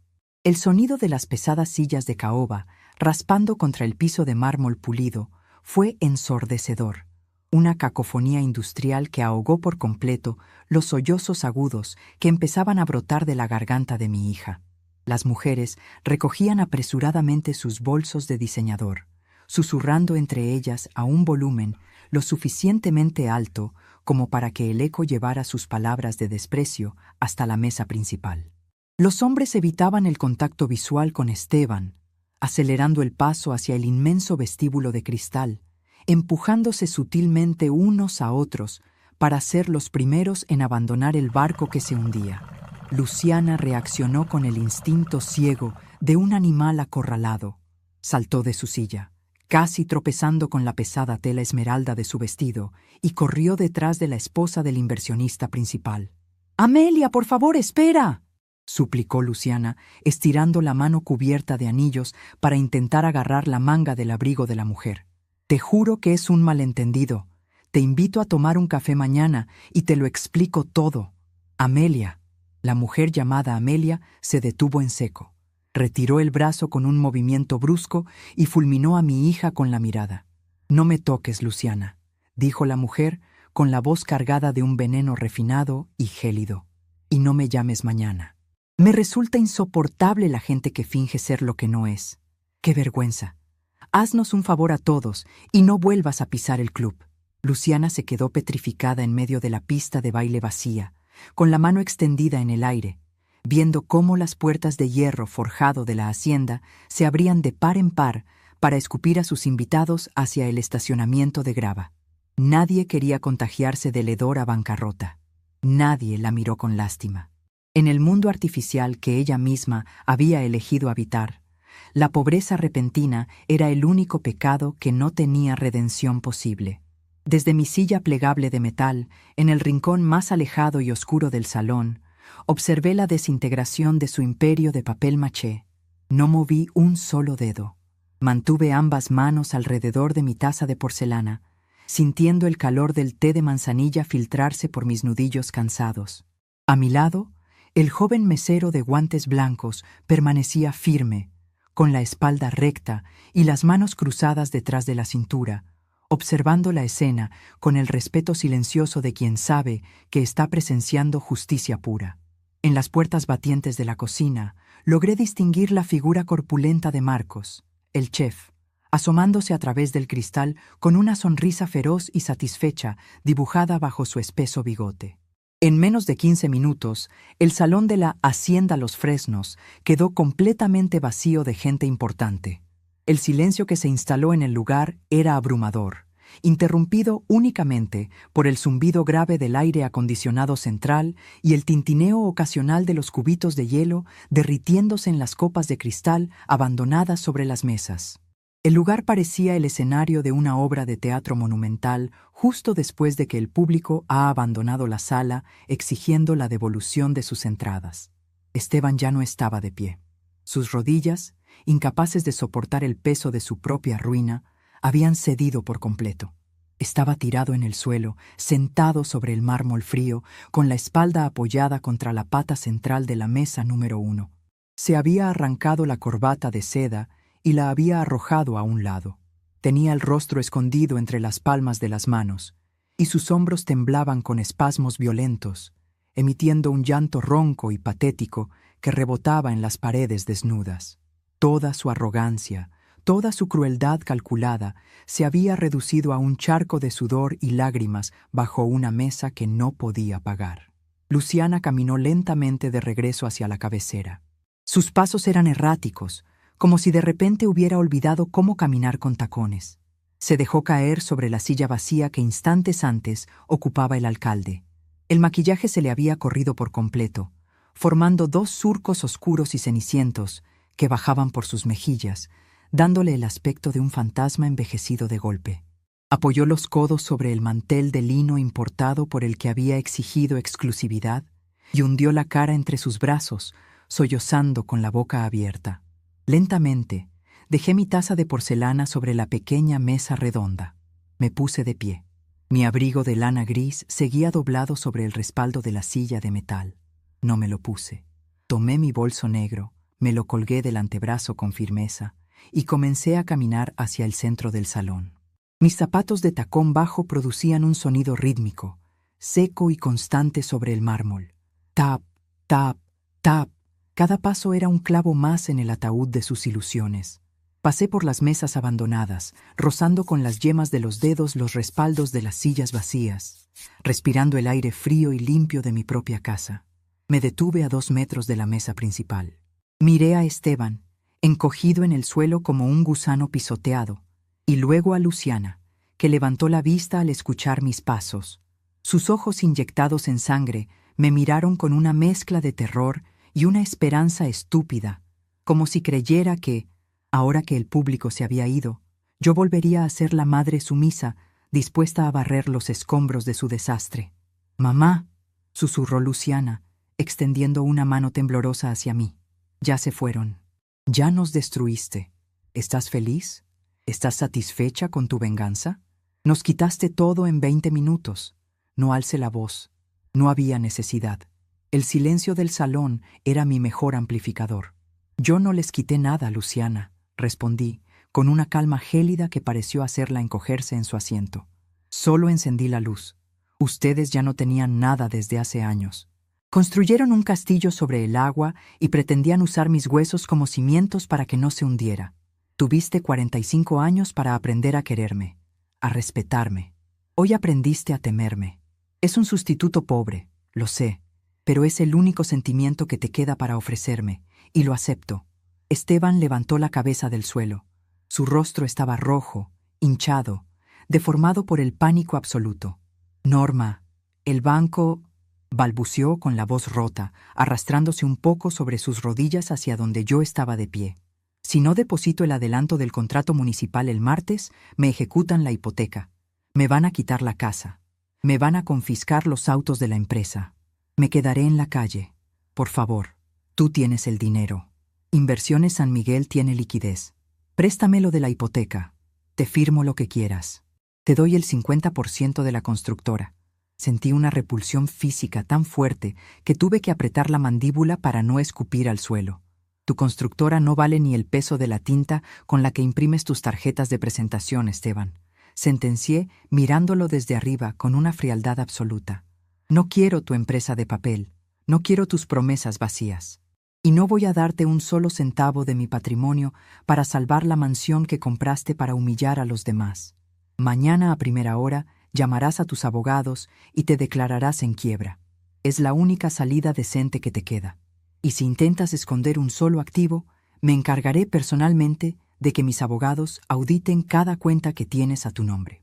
Antes de que Esteban pudiera soltar otro alarido de desesperación, escuché pasos apresurados acercándose desde el lado izquierdo del salón. Giré la cabeza. Eran Daniel y Marina.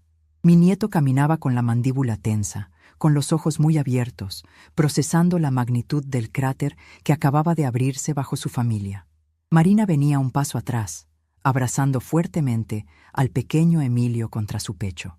El bebé, agotado por la tensión del ambiente, finalmente se había quedado dormido, ajeno al colapso del mundo a su alrededor. Daniel pasó por alto a su madre, que lloraba sobre la mesa, y a su padre, que seguía arrodillado en el piso. Caminó directamente hacia mí. En su rostro no había ira hacia mi persona. Había una comprensión tardía, una claridad dolorosa que lo hacía lucir 10 años mayor de repente. «Abuela», dijo Daniel con la voz grave y rasposa, «escuché lo que le dijiste al alcalde, escuché a la gerente, todo este tiempo, la hacienda, la empresa, todo era tuyo. Papá nos mintió a todos». Asentí lentamente, manteniendo la mirada fija en los ojos de mi nieto. «Tu abuelo y yo lo construimos con nuestras manos, Daniel, ladrillo a ladrillo, y lo mantuve en secreto para protegerlo de la misma gente que hoy te mintió a ti». Marina sollozó suavemente, apretando al bebé. El terror en sus ojos era evidente, un terror primitivo de madre que ve amenazado el techo de su hijo. «Señora Norma, el préstamo puente», susurró Marina con los labios temblando. «Esteban nos hizo firmar como avales hace 3 meses. Pusimos nuestra casa como garantía para la constructora. Si ellos quiebran, el banco nos quitará la casa a nosotros también. Emilio se quedará sin hogar».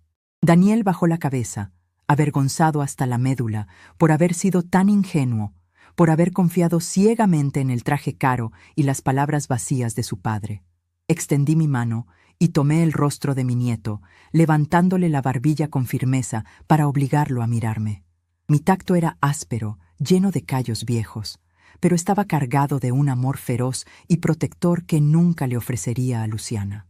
«Escúchame bien, muchacho», dije, suavizando mi tono de voz solo para él. Las deudas de la arrogancia no se heredan a los inocentes.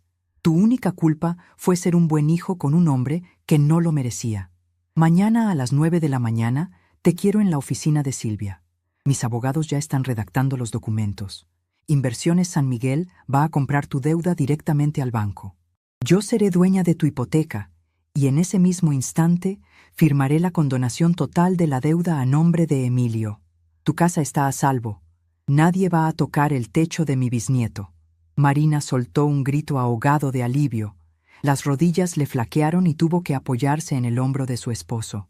Daniel me miró con los ojos llenos de lágrimas, y por primera vez en toda la tarde vi en él la misma honestidad franca que tenía Arturo cuando era joven.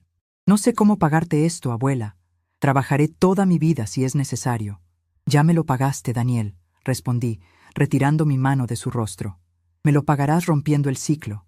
A partir de hoy, cortas todo lazo financiero con tu padre. No le firmas un solo papel. No le prestas un solo peso.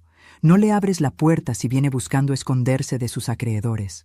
Si quieres salvar a tu familia, dejas que él se hunda solo con la suya. ¿Me entiendes? Daniel miró de reojo a Esteban, que seguía en el suelo, sollozando, incapaz siquiera de defenderse de la orden que yo acababa de dar.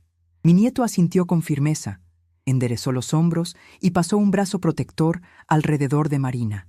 Te entiendo, abuela, perfectamente. Asentí, satisfecha. Me di la vuelta, le di la espalda a la mesa principal, a mi hija y a mi yerno, y comencé a caminar hacia la salida del personal, hacia mis oficinas. No me despedí, no volví a mirar hacia atrás. Los dejé allí, solos en medio de su salón vacío, rodeados de flores muertas y platos fríos, tragándose el veneno que ellos mismos habían cocinado.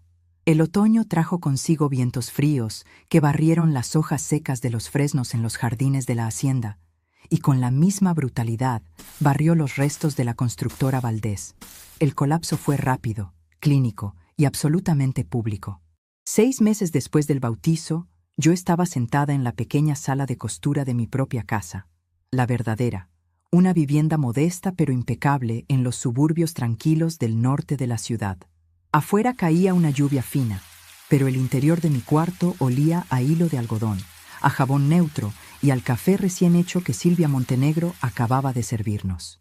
Silvia venía el primer martes de cada mes para entregarme el reporte financiero de Inversiones San Miguel. Habíamos desarrollado una rutina silenciosa y eficiente. Ella abría su maletín de cuero sobre mi mesa de corte. Me mostraba los números brillantes de la agencia operadora y luego, con esa neutralidad implacable que la caracterizaba, me ponía al día sobre el destino de mis antiguos verdugos. El proceso de liquidación terminó ayer, doña Norma, dijo Silvia, dándole un sorbo a su taza de cerámica mientras revisaba un folio impreso. El banco ejecutó la hipoteca de la casa del arquitecto Valdés en el club de golf. Subastaron la propiedad a puerta cerrada para cubrir los pasivos laborales de la constructora. También embargaron las 2 camionetas de lujo y congelaron las cuentas bancarias personales. No quedó absolutamente nada. No dejé de coser. Tenía entre mis manos un pequeño mameluco de algodón azul marino que estaba preparando para el primer cumpleaños de Emilio. La aguja entraba y salía de la tela con una precisión hipnótica. ¿Dónde están viviendo?, pregunté, sin levantar la vista de la costura, manteniendo la voz en un tono puramente informativo, desprovisto de cualquier emoción residual. Silvia pasó una página de su reporte, acomodándose las gafas. Alquilaron un departamento de 2 habitaciones en la zona industrial, cerca de donde usted y don Arturo tenían su primer local de comida, irónicamente. Esteban consiguió trabajo como dibujante técnico de bajo nivel en una firma de arquitectos que pertenece a uno de los hombres a los que él solía humillar en el club. Gana el salario mínimo.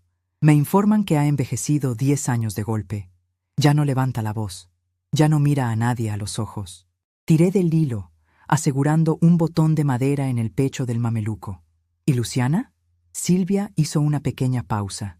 Era la única vez que notaba un leve rastro de incomodidad en su postura profesional. Luciana no sale del departamento, doña Norma. Mandó cancelar su línea de celular porque no soportaba que sus antiguas amigas la bloquearan en las redes sociales. Las pocas veces que la han visto, Ha sido en el supermercado de descuento del barrio, caminando rápido, escondiendo el rostro bajo unas gafas de sol viejas para que nadie la reconozca. Tuvo que vender todos sus anillos de diseñador, pieza por pieza, en casas de empeño del centro para poder pagar el depósito del alquiler. Se ha vuelto completamente invisible. Corté el hilo sobrante con mis tijeras de plata. La simetría del castigo era tan perfecta que casi parecía diseñada por un relojero. Durante toda su vida, Luciana me había tratado como a un fantasma, una presencia vergonzosa que debía ser confinada a los rincones oscuros para no estropear la estética de su grandeza. Y ahora, el universo entero le había devuelto el favor con una exactitud escalofriante. Ella era la que se escondía. Ella era la que bajaba la cabeza. Ella era la mujer invisible, aplastada por el peso del mismo desprecio social que ella había utilizado como arma contra mí. «La justicia no hace ruido, Silvia», murmuré, doblando el mameluco azul con cuidado y colocándolo sobre la mesa. «Solo acomoda las cosas en el lugar al que siempre pertenecieron. Gracias por el reporte. Los números de la hacienda lucen excelentes este mes». Silvia sonrió, cerró su maletín y se puso de pie. «Todo marcha a la perfección, doña Norma. Por cierto, Marcos me pidió que le recordara que el horno de leña nuevo ya fue instalado en la cocina principal. Lo está curando esta misma tarde». Una sonrisa genuina, cálida y profunda iluminó mi rostro. «Dile a Marcos que estaré allí el domingo a la 1 en punto. No permitas que agende ningún evento comercial para ese día. La hacienda es nuestra este fin de semana».